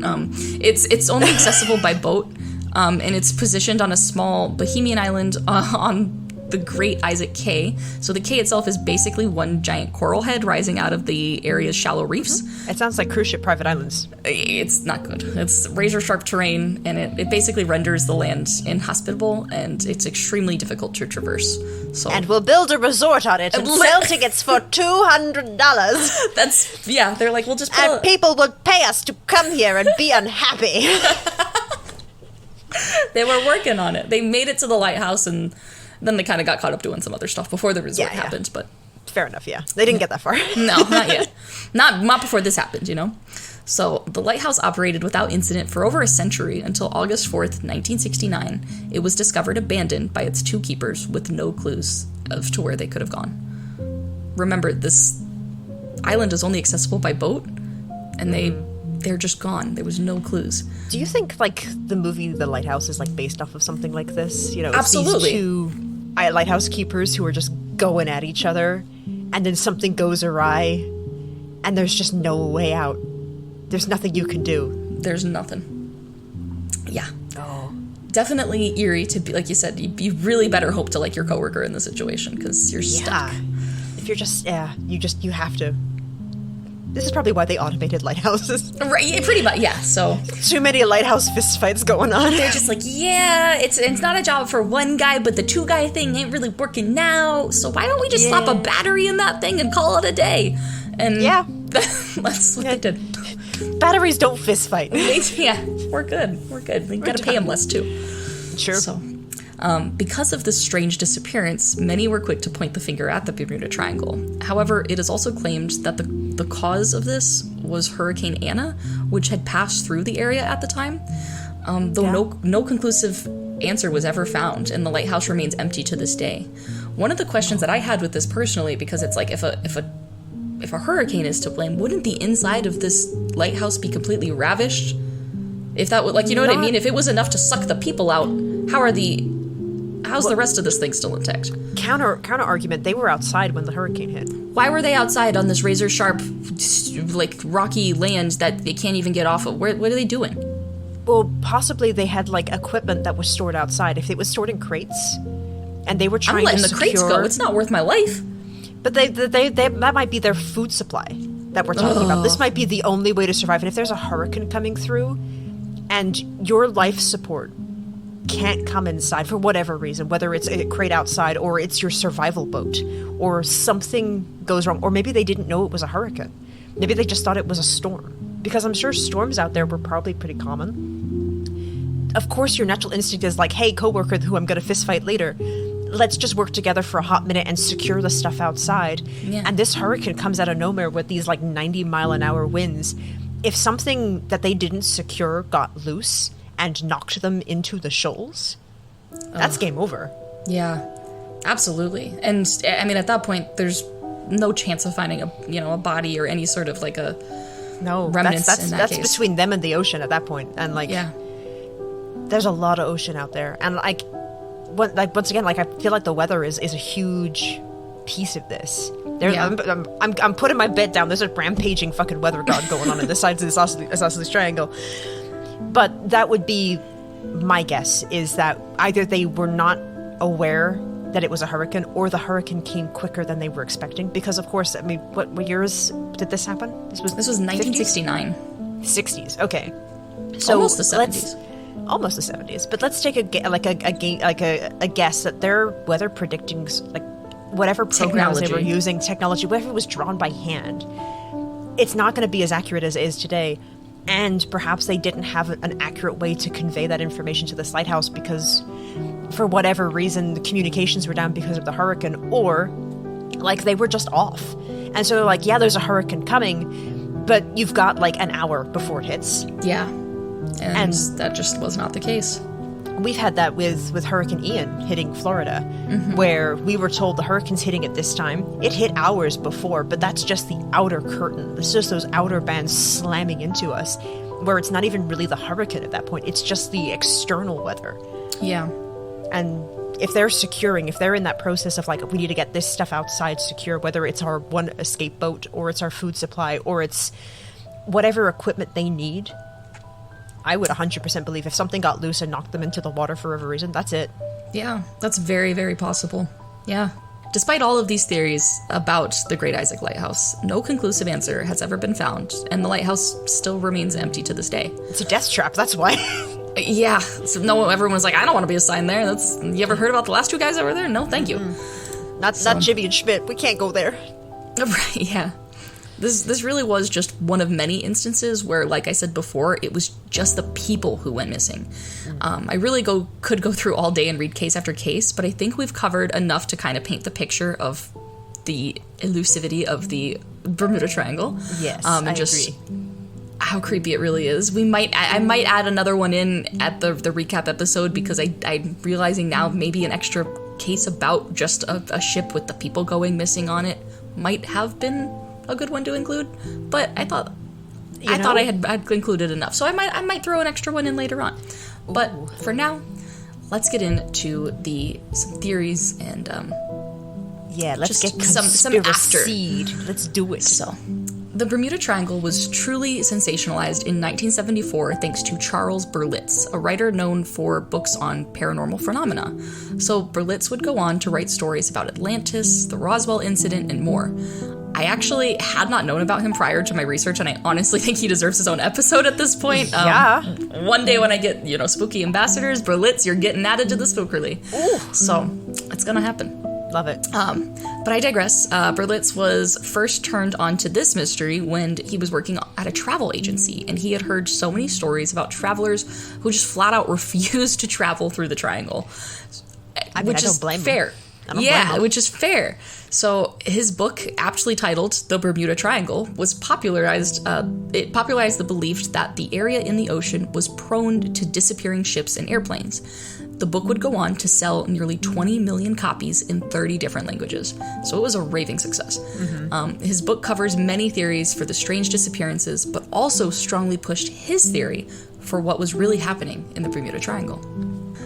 Throughout the years, proposed theories for these mysteries have run the gamut from sea monsters to aliens to portals to another dimension, with every other crazy thing in between. Yeah. However, some people have attempted to take a more scientific approach and tried to connect the cases to more natural causes, like we have today, to harsh weather conditions or methane gas eruptions on the ocean floor.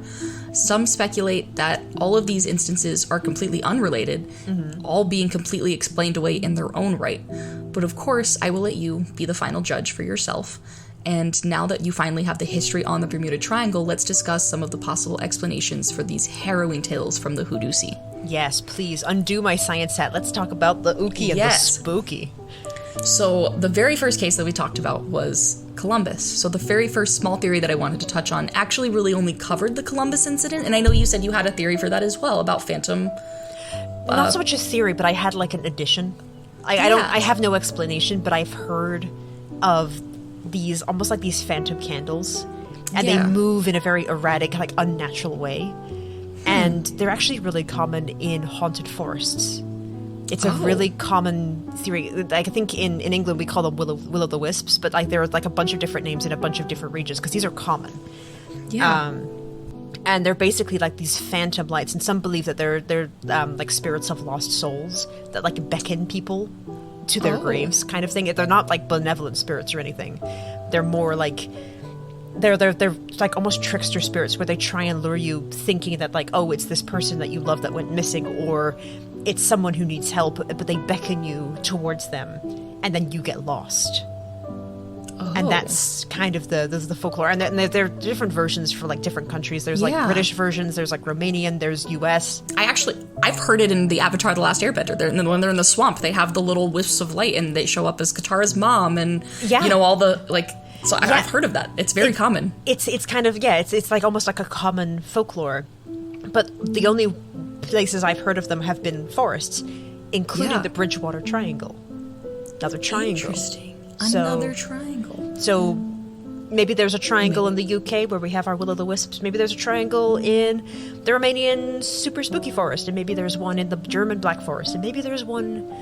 But it was just sort of like, as soon as you said like they saw this like candle that was like moving like up and down and side to side, I immediately was like, oh, it's like these they're like malevolent spirits that were trying to lure the innocent to get lost. Wow. And eventually die. Wow. Well, good thing they didn't follow it, right? Yeah. Maybe that's why the crew was so freaked out. They're like, we left that ship back in England. What are we doing here? We can't do this. Oh my gosh, they followed us all the way here. God damn those will-o'-the-wisps. Gosh. Not again. I like that theory. That's something, like you said, from just a completely separate folklore almost that you kind of bring it into it, and I like that. Yeah, I've never heard of them in the water though. Like, it's a forest thing for me. I've only ever heard of these as like forest spirits. Yeah. Maybe it's some sort of mermaid ghost luring you in. I don't know. Maybe some subspecies of what's even worse than sirens? Ghost sirens. They're not will-o'-the-wisps. They're whirl-of-the-wisps. Whirl-of-the-wisps. I love Wisps of the whirl. Wisps of the whirl. Man, that's like a whole book rating to be written on that. TM. It's mine. TM. You can't have it. So my theory for the Columbus incident is a little bit different. This one actually comes to us in the form of a little green worm. So, in 1935, it was suggested by a naturalist named Lionel Rutledge Crashway, that the light observed by Columbus was actually the glow from the Bermuda fireworm. They spent most of their lives on the ocean floor in Southern California, Puerto Rico, Belize, Bermuda, and even in British Columbia, only coming up to the surface to mate. During this time, the worm emits a green luminescent protein and swims in a circular pattern as a mating dance. So this ritual is actually a common sight among locals and tourists and can be observed twice a month before the quarter moon. During the months of June through September, visitors can be taken to fireworm breeding grounds where they can enjoy the sunset and soon after see the glowy green gyrating. Yeah, okay, sure, zoology.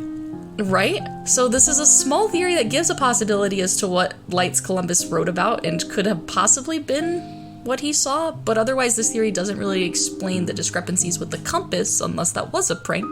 Maybe. So, you know, it's just one of those little things that I saw and I'm like, maybe that is it. I don't know. But it just shows that there are things in the ocean that we don't know a lot about and that we didn't know a lot about. So it's the perfect segue into our next theory. Which is that this could be a sea monster of some sort. Absolutely. We all know that the ocean is home to a wide array of different creatures, so maybe the answer is still out there swimming around somewhere. But we got to be talking about something big, way bigger than a worm, something capable of sinking ships, obviously. Yeah, this is a gargantuan beast of the ocean. Exactly. So another theory that became popular was the idea that a giant octopus or squid of some kind was responsible for sinking these ships. First name Kraken. Right. This theory honestly has been around for a long time, right? I mean, we see stories of ships being undertaken from, like you said, krakens, squids, octopus, in lots of folklore throughout history, going back as pretty much as old as time itself. But this theory particularly became popular in 1896 when on a beach in St. Augustine, 2 boys came across the carcass of what was thought to be a 200-foot-long giant octopus. So a creature of this magnitude would surely be capable of sinking a boat, right? 200 feet long. Well, this theory was debunked later by experts mainly because it would be impossible to find a creature such as this in the region of the Bermuda Triangle. Yeah. That's kind of the main problem with this one. Is just like, that's great that those exist in the water, but A, they don't swim in that area, and B, they're really not that they're not that aggressive. Yeah. No. Octopus are curious, but squids are not outright aggressive at all. Well, it depends on the type of squid. Can I introduce to you the subspecies of squid called the Humboldt squid? The Humboldt squid. This thing is just made of teeth and is a cannibal. They are aggressive AF. They will eat anything. I think they're like nearly blind. Like if they find you, they eat you. They're made of teeth. Well, that's horrible. And they're deep ocean creatures, so like we shouldn't see them. Yeah. But they're large. They're blind. But they're there. And they hungry. And they hungry. Oh, I think they're mostly from the once again, it's the region is the problem. It's biomes. I think they're off the coast of South America. I think Chile is where they are. But just to disprove that squids are not all scared and squishy and full of ink. This one, sometimes they're just full of teeth. Sometimes full of teeth. And sometimes they're just full of murder. Well, that's awful, and we want to hope that those don't get big enough to sink ships, because boy, oh boy, would we be in for some trouble if they could. Yes. Stay away from Humboldt squids, everyone. If everyone says, like, would you like to meet a Humboldt squid, just say no. Just say no. No, and I have the answer to that now. They have a lot of teeth, and they're full of murder, and they're awful, and they're scary, and they hungry. And new fear has been added. Thank you so much, ladies. You're the so Humboldt welcome. squid. The Humboldt squid. They're right next to the box jellyfish. Oh, yeah. And the blue-ringed octopus. Oh, God, I don't even know about that one. I don't want to know about that one. All right. Oh, I'll save that for our next ocean episode. Seriously. Ocean creeps me out. It skeeves me out, man. That's why this one really intrigued me so much, because I'm like, what is actually plaguing the Bermuda Triangle? What's in there? What did I sail past? So yeah, as much fun as that theory really is, it is definitely not the most probable. No. However, the answer could still be in the sea. So yeah, you guessed it. Our next theory is ocean farts. Yes. Yes, ocean farts. The methane. Yes, the methane. The methane gas, yes. Like you said, where are we going? The technical term for them is gas bubbles.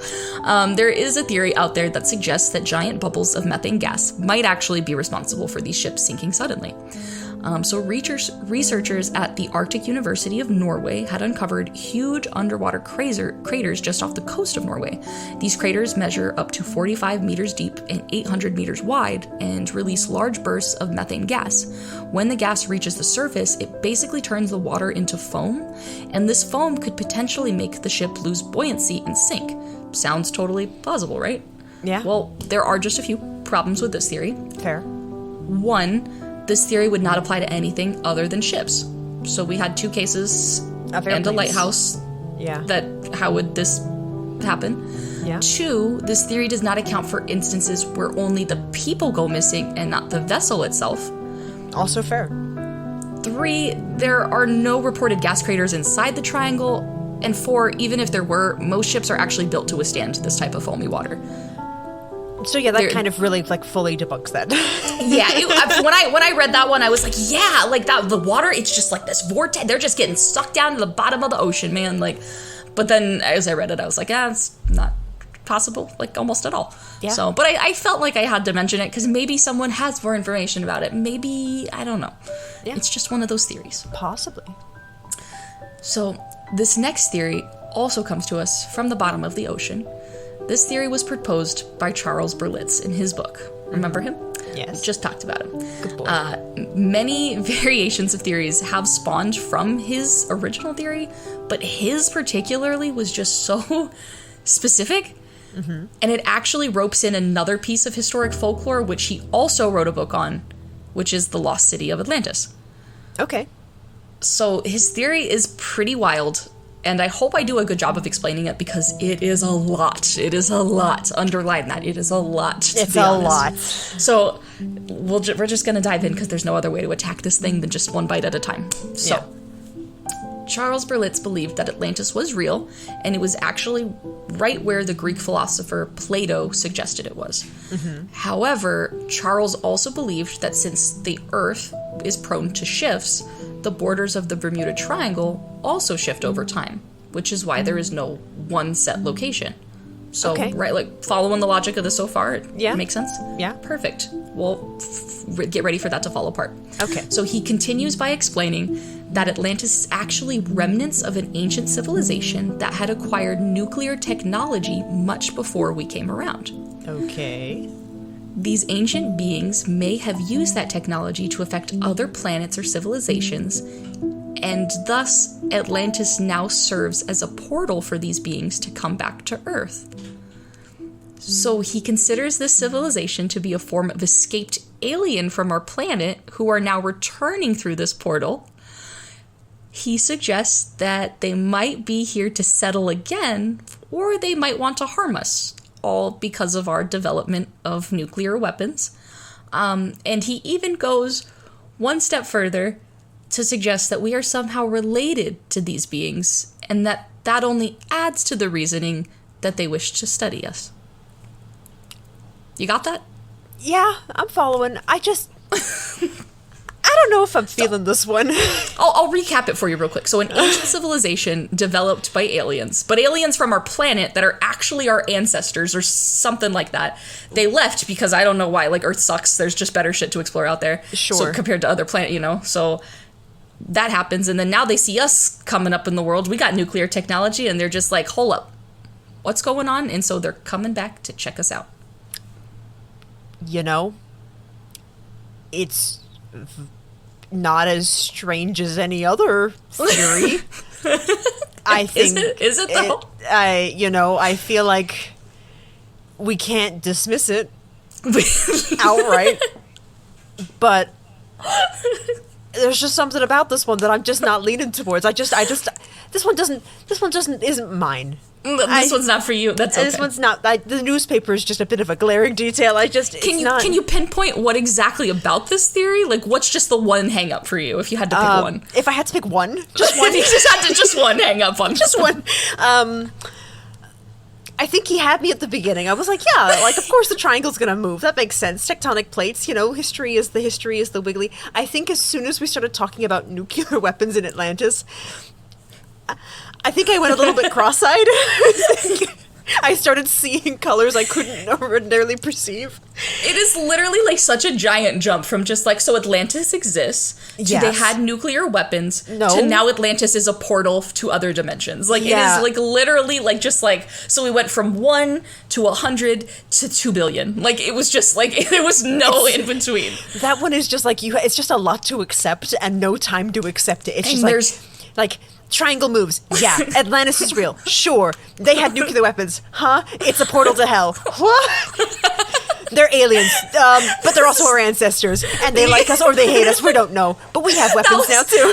That was the part that confused me so much, is like, how are they aliens if they're our ancestors? Like, if they're from this planet, how are they doesn't alien mean not from this planet? Oh, this is like, so fucking pyramids. This is like aliens built the pyramids, but also... Yes, it literally is. It's such a fun theory, so I had to talk about it. I'm so glad you've included it, but I'm like, man, our spooky ambassador, our boy, I had faith, and then it just... I just want to know what are you smoking, because I feel like I should have I just want to taste. I just want to know what it is.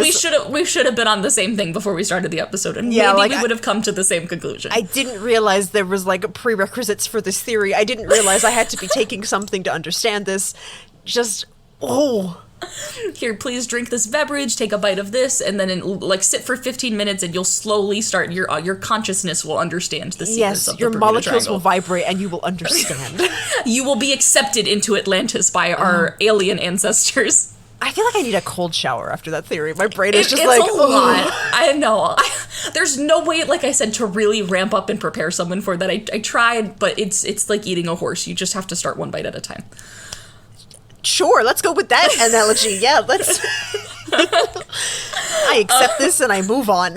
Yes. So, like I said, this very specific theory is largely unsupported, but it has set the foundation for people to run wild with their own theories. I know one of the main things I personally suspected when I was a kid, watching all of these things about the Bermuda Triangle, is aliens. I genuinely was like so convinced as a child. I'm like, it has to be aliens. Like, I was like, there's no way that it's anything else. These entire ships, they're being abducted by aliens in the middle of the ocean. I was genuinely, as like a 12-year-old, I was convinced. I was the biggest tinfoil hat wearer at 12 years old. Me and Berlitz would have got along real well at 12. I'm sure you would have. You're in the nuclear Atlantis portion of your life. Truly, yeah. I was a little bit of a tinfoil hat wearer when I was a child, but growing out of that, I've seen the other side of it, but I still have so much fun exploring these cases. But with that being said, I do think we need to end on something a bit more factual, right? I think we gotta talk about something. Okay. The science hat returns. The science hat returns. All right, so we are going to discuss one that is widely supported and does have a fair bit of evidence behind it, and one that we have already talked about on the podcast already so far. Oh, have we? I know it isn't the most fun theory to consider, but is probably the most likely, and is actually pretty spooky, as we've talked about, as you can when you imagine yourself in these situations. Our last theory is simply bad weather conditions. Okay. Again, we've talked about it already, but one of the things that we talked about earlier was the possibility of it being a hurricane, but there are many different inclement weather conditions that could be to blame. The finger is often pointed at electrical storms, rogue waves, or maybe even a new pattern of weather that is very specific to this area altogether. So, a series that premiered on the Science Channel in 2015 titled What on Earth explores a new argument proposed by two meteorologists stemming from hexagonal clouds that have been observed in the area. So one of the meteorologists, Dr. Randy Cerveni of Arizona State University, was interviewed by the Science Channel and explained these types of hexagonal shapes over the ocean are, in essence, air bombs. He explains they're formed by what are called microbursts. They're blasts of air that come down out of the bottom of clouds and hit the ocean.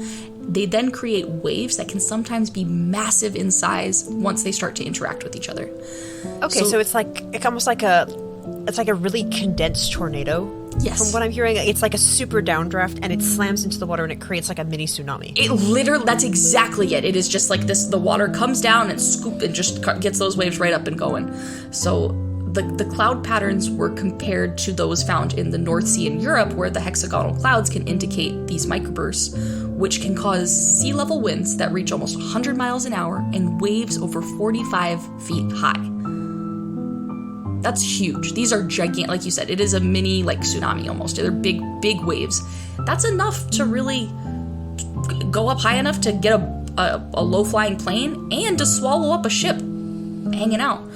So it's a pretty possible theory for a lot of these situations. Even thinking about, like, the lighthouse, these two guys who disappeared on the lighthouse. If you're dealing with waves of that magnitude, and you're panicking and you're trying to secure something, or that gust of wind hits the island, that's gonna be enough to knock you into the shoals, into that sharp reef. You're just gonna get shredded.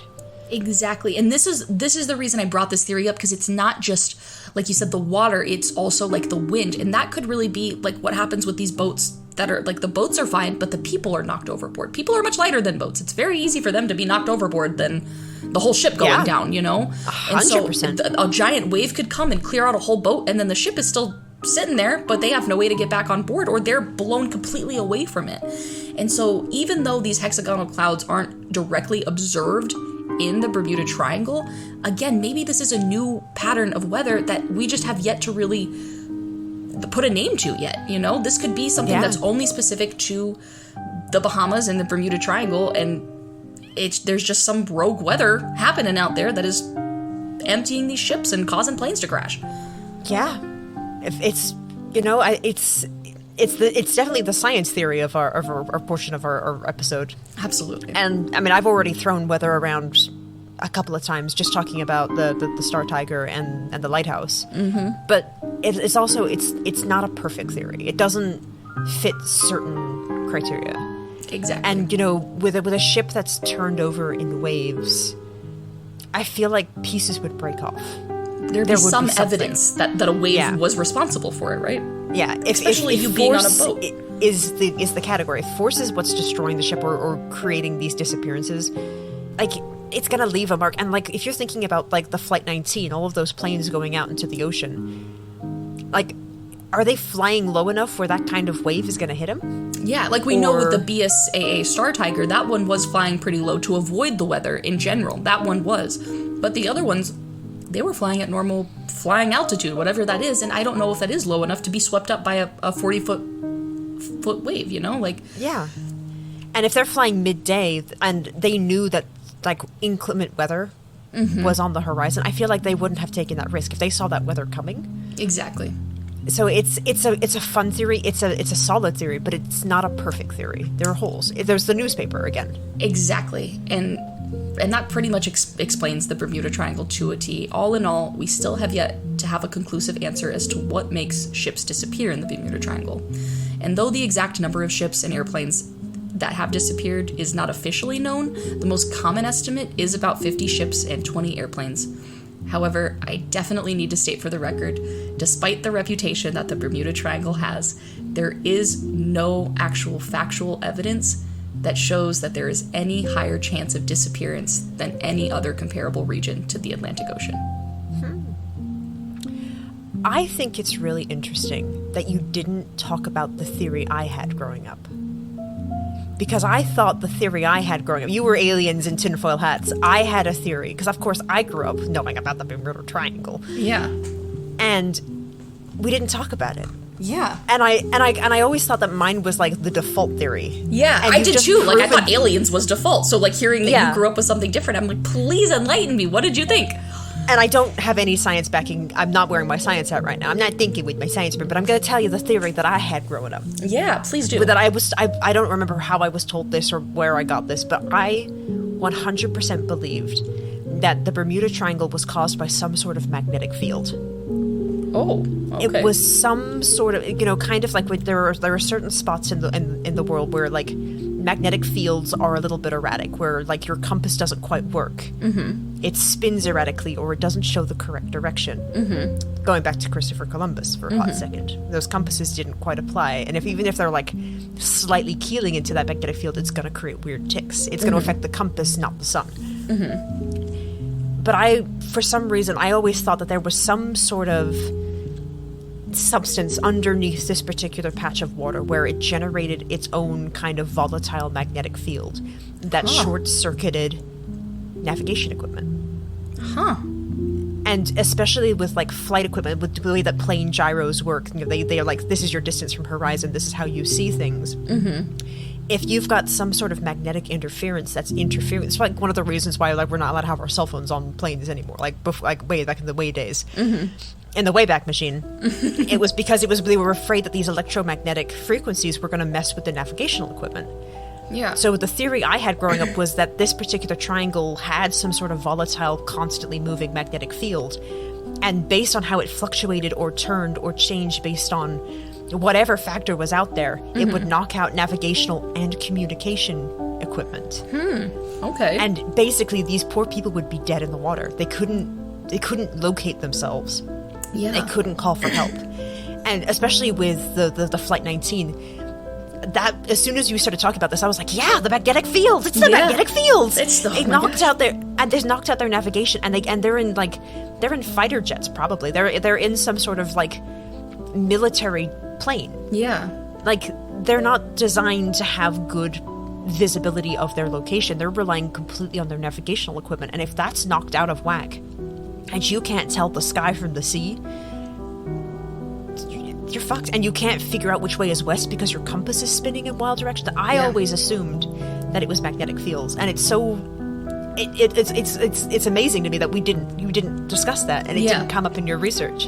It did actually. That like briefly came up, but it's in 2022. They're just like you said, there's so many ways to measure that, and so like they kind of like it has been like kind of reported in the area, but there's still no conclusive evidence to this day about it. Yeah. And so I really couldn't find a whole lot about it, to be honest with you. But it is a very plausible theory. I mean, like there's all sorts of like frequencies that we just might not understand how to pick up and know about now. So it could just be something where a giant Nokia cell phone floating under the ocean, making these planes. Those things are indestructible, man. That's what I'm saying. That could be it. That could be it. There's a whole graveyard of Nokia cell phones underneath the Bermuda And it's Triangle, just and it's being knocking pushed. out our navigational equipment. It's a problem. Like you said, they made those And the things triangle too hardy. moves. Yeah. And the triangle moves, so of course it's not going to be like in the same location every time, but maybe the triangle is smaller and it's just ping-ponging. Yeah. It is very possible. There's truly a million theories with this, and it was so hard to pick which ones to discuss today. I knew I had to talk about Berlitz. The weather was fairly obvious, but it was really hard to go through and read everything. 100%. There's a million, and they're all so specific to the person who's presenting them, because we all have different experiences, different backgrounds, different ideas, and none of them are wrong. I mean, they all could be possible. That's the crazy part, is some of these fit one story but not the next, or the majority but just not quite one piece, and it really makes it that much almost you just want to find the answer. Yeah, you really do. And then we'll never know. But we'll never know. The pieces of evidence, that every theory, no matter how bizarre or like off the wall it is, they're all this equal levels of viable. Yeah, all of them. And like until we prove that it's not, that's it. It just sits there, and we just one day we'll know. One day our technology will help us like measure this. But until then, it's nuclear Atlanteans. Exactly. It is, just nuclear Atlanteans with their Nokia cell phones. With their Nokia cell phones and their inclement weather gods. Yeah, that's pretty much it. That's it. But yeah, thank you so much for telling your story of the Bermuda Triangle. Man! Absolutely. I hope you enjoyed it. And like you said, this is definitely my story. I think this is something that is so personal to so many people. Please, if you have your own theory, if you have your own story, if you have anything about it, spooky listeners, we want to know. This is a big one. I'll start because I've been there. Yeah, for real. So, my experience in the Bermuda Triangle is very underwhelming. Everything was fine. But I was on my cruise ships, and it was we only went to Bermuda once, and I think it was like, I don't know why we went there. It was like some sort of like irregularity in our programming, or like it was just like the one time we could go. But we went to Bermuda once, and I remember the night before I got like the best night's sleep I ever had. Like with my particular job on cruise ships, I wasn't allotted a lot of time to like rest. It was kind of like you rested for like 5 hours, and then you did work, and then you went to nap for 30 minutes, and then you worked, and then you would nap for 2 hours, and then you would work. So I remember the night before I got like a full like 9 hours sleep. For the first time in like 5 months. Because this was near the end of my contract too. And I remember time felt different on Bermuda. Because of course, I didn't get out in the Triangle. I got out in Bermuda. But I remember like the day time ticked weird, where like I thought a lot of time was passing and it was only like a couple of minutes. And then it felt like a couple seconds went by and I had lost 2 hours. Wow. And it was this really weird feeling. But outside of that, it was like there was nothing really irregular going on. I remember walking around the island looking for a triangle to be like, I have the Bermuda Triangle. That's funny. And I also met a lovely gentleman who was a British war veteran. And we had a really good conversation on the side of the road. And I felt like we were like chatting for like 45 minutes, and it had only been like a minute. Oh, wow. And he gave me a poppy, which I still have. I still have the poppy somewhere, which is our remembrance poppies, because we went in November. So this was all about like war, memorial of war. So it was kind of this very like somber event where I just had this wonderful chat with this gentleman on the side of the road. And then I went to a British store, and it was just like this. It was almost like being back in England for a hot second. I'm at a tropical island. Time is moving differently, and I'm suddenly back in England. Yeah. And then it was just, it was a very strange experience. And then, like, it never, like, that experience never duplicated outside of Bermuda. So, interesting. There you go. There's my Bermuda Triangle. But I remember we sailed through the Triangle at night. And we sailed out of Bermuda at night through the Triangle again. So you could have gone through the portal and not known it because you were asleep. Yeah, maybe, I went through that portal in 2019. Wow. And then 2020 came right after, and the world ended. Literally. So I brought something back with me, baby. I got off my ship in January 2020, and I guess I brought something back with me. Gosh. And then you wake up from your dream, and it was all a dream. And you're still in the Bermuda Triangle. And I'm still there. Guys, I never left the ship. Oh, my God. The biggest conspiracy of them all. maybe the conspiracy is that I did get lost in the Bermuda Triangle, and that's how I ended up in the Spookery. Ooh. Ooh. I like that. There's my conspiracy theory. I got lost at sea, guys, and here it is. Wow. Coming at you live from the Bermuda Triangle.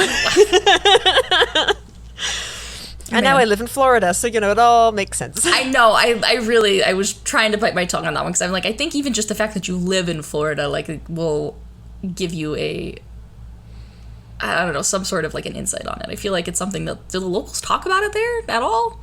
No, we're more concerned about Florida, man. Okay. He's out there. Yeah, he's the imminent threat, like... Yeah, he's a very, like, real threat. Yeah. We're like, it's great that you want to talk about, your Atlantis aliens and stuff like that, but Florida man is out there. Yeah, and he's gonna rip your car apart with his teeth. Yeah, and he smells fear. Yeah, the Bermuda Triangle, that's a couple of miles out sea. Not really thinking about it. Yeah. That's Miami's problem. Here, Central Florida, big problem. Florida man. And Florida man. I will add him as a cryptid one day. Oh, yeah. Oh, he's on my list. He's on my spreadsheet. But that is it, ladies and gentlemen. That is my take on the Bermuda Triangle. I really appreciate everyone listening. And yeah, if you have any other information to add, I know that there's a lot out there, so please send it this way. What a heckin' amazing story. Not only do we have Bonnie and Clyde in season 1, we have the fucking Bermuda Triangle. The Bermuda Triangle. I know. So excited. I dug deep for this one. I thought, yeah, what a good addition to season 1. Yeah. I don't think you could have done a better job. This was amazing. I loved the ones that you picked, and I'm sure like there are hundreds of cases that we can just explore in the recap and be like, but what about this? Yeah. And what about this? And this was an outlier, and this was a weird thing. Exactly. And maybe one of the cases we didn't cover presents that new piece of information. We're like, this is the newspaper. Here's the one thing that does connect all the dots. You don't know. Yeah. So, and maybe some of those cases are worth their own episodes. Entirely. I agree with that. Who knows? But speaking of shapes, I think it's time to spin the wheel. Spin the Spookery wheel, TM?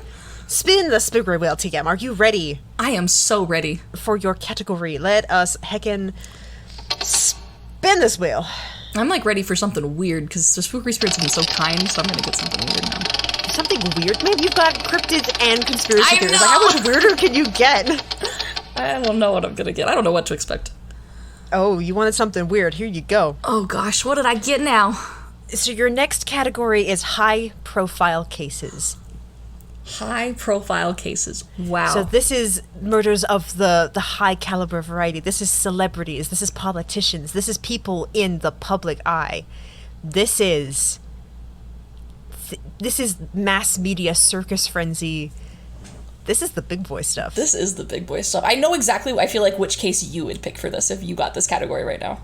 Oh, really? I'm kind of curious. You have to tell me off camera what you think it's going to be. Immediately I was like, I feel like this is the exact case because we've talked about it before, and I'm like, it was a very high profile case, and I think I know. Please correct me if I'm wrong. I don't know what I would pick, actually, so I'm kind of curious to see what you say. We'll talk about that later. Yes, we will. High profile cases. Congratulations on your category. You're finally in the true crime vein. You're out of folklore and spooky and haunting. You're now back in here with me, BB, back in the ring. Yeah. Wow. All right. Well, we'll have to see what we're gonna do for that one. I gotta do it right. That'll be something big. Yeah. It's something in the public image. Something that we remember. Something that might be maybe in our lifetime. Yeah, maybe. I have a lot of options for this. My brain is already just spinning with ideas. Ooh, but with that being said, see what you land on. Give us a teaser, lady. What is your hearts and spade case for next week? What do you got lined up? Teaser. Okay, so I'm gonna be aloof with this one. I'm gonna be a bit coy, and all I'm gonna say is that my hearts and spade case takes the category name very seriously. Oh, okay. I appreciate the cheeky little teaser there. Oh, I'm so coy right now. I'm just like, man, I'm like really curious. Okay. I know. It's a bit of a mystery, and I'm gonna keep you puzzling because the mystery of my hearts and spades case is half the fun. Half the fun. Oh man, I'm very excited to hear it. That's our teaser. I'm doing hearts and spades. You've got high profile cases. They might be very similar. Right? Oh my, could you imagine we end up picking the same case and I'm like, now I gotta rewrite my whole episode. I think they're very similar categories for sure. Like, definitely high profile cases. They're often like crimes of passion. Yeah. It's like celebrities who, or politicians, or like affairs that just got out of control and spiraled. Yeah.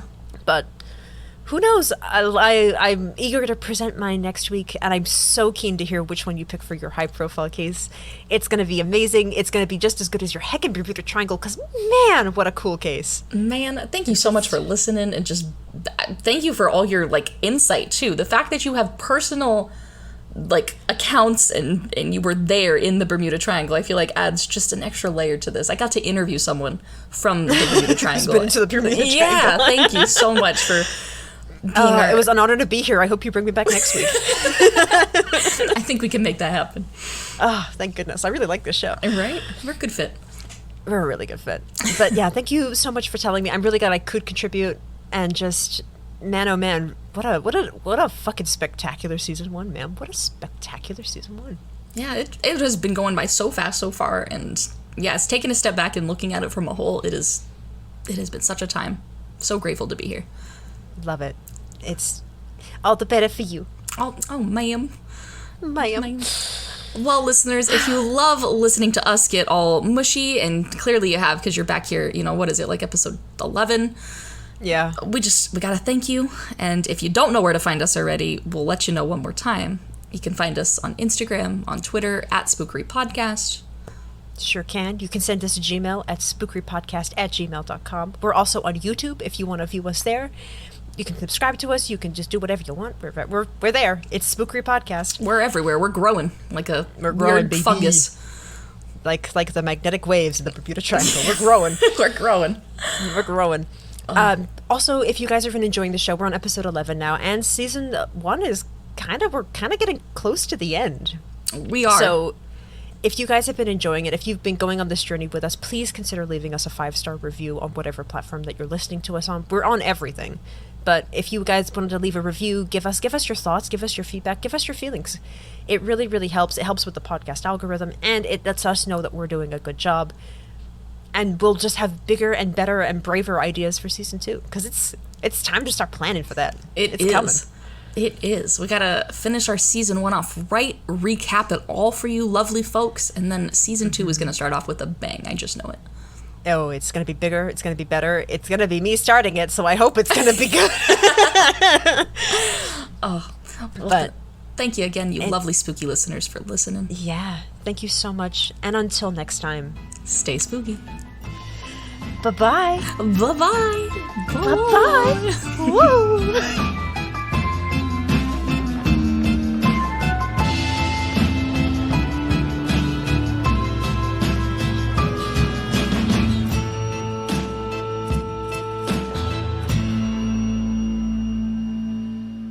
The stubbornness. Right. The stubbornness of this flight path. They're just like... the audacity. Yeah, like, no weather can stop I, and the weather's like, no.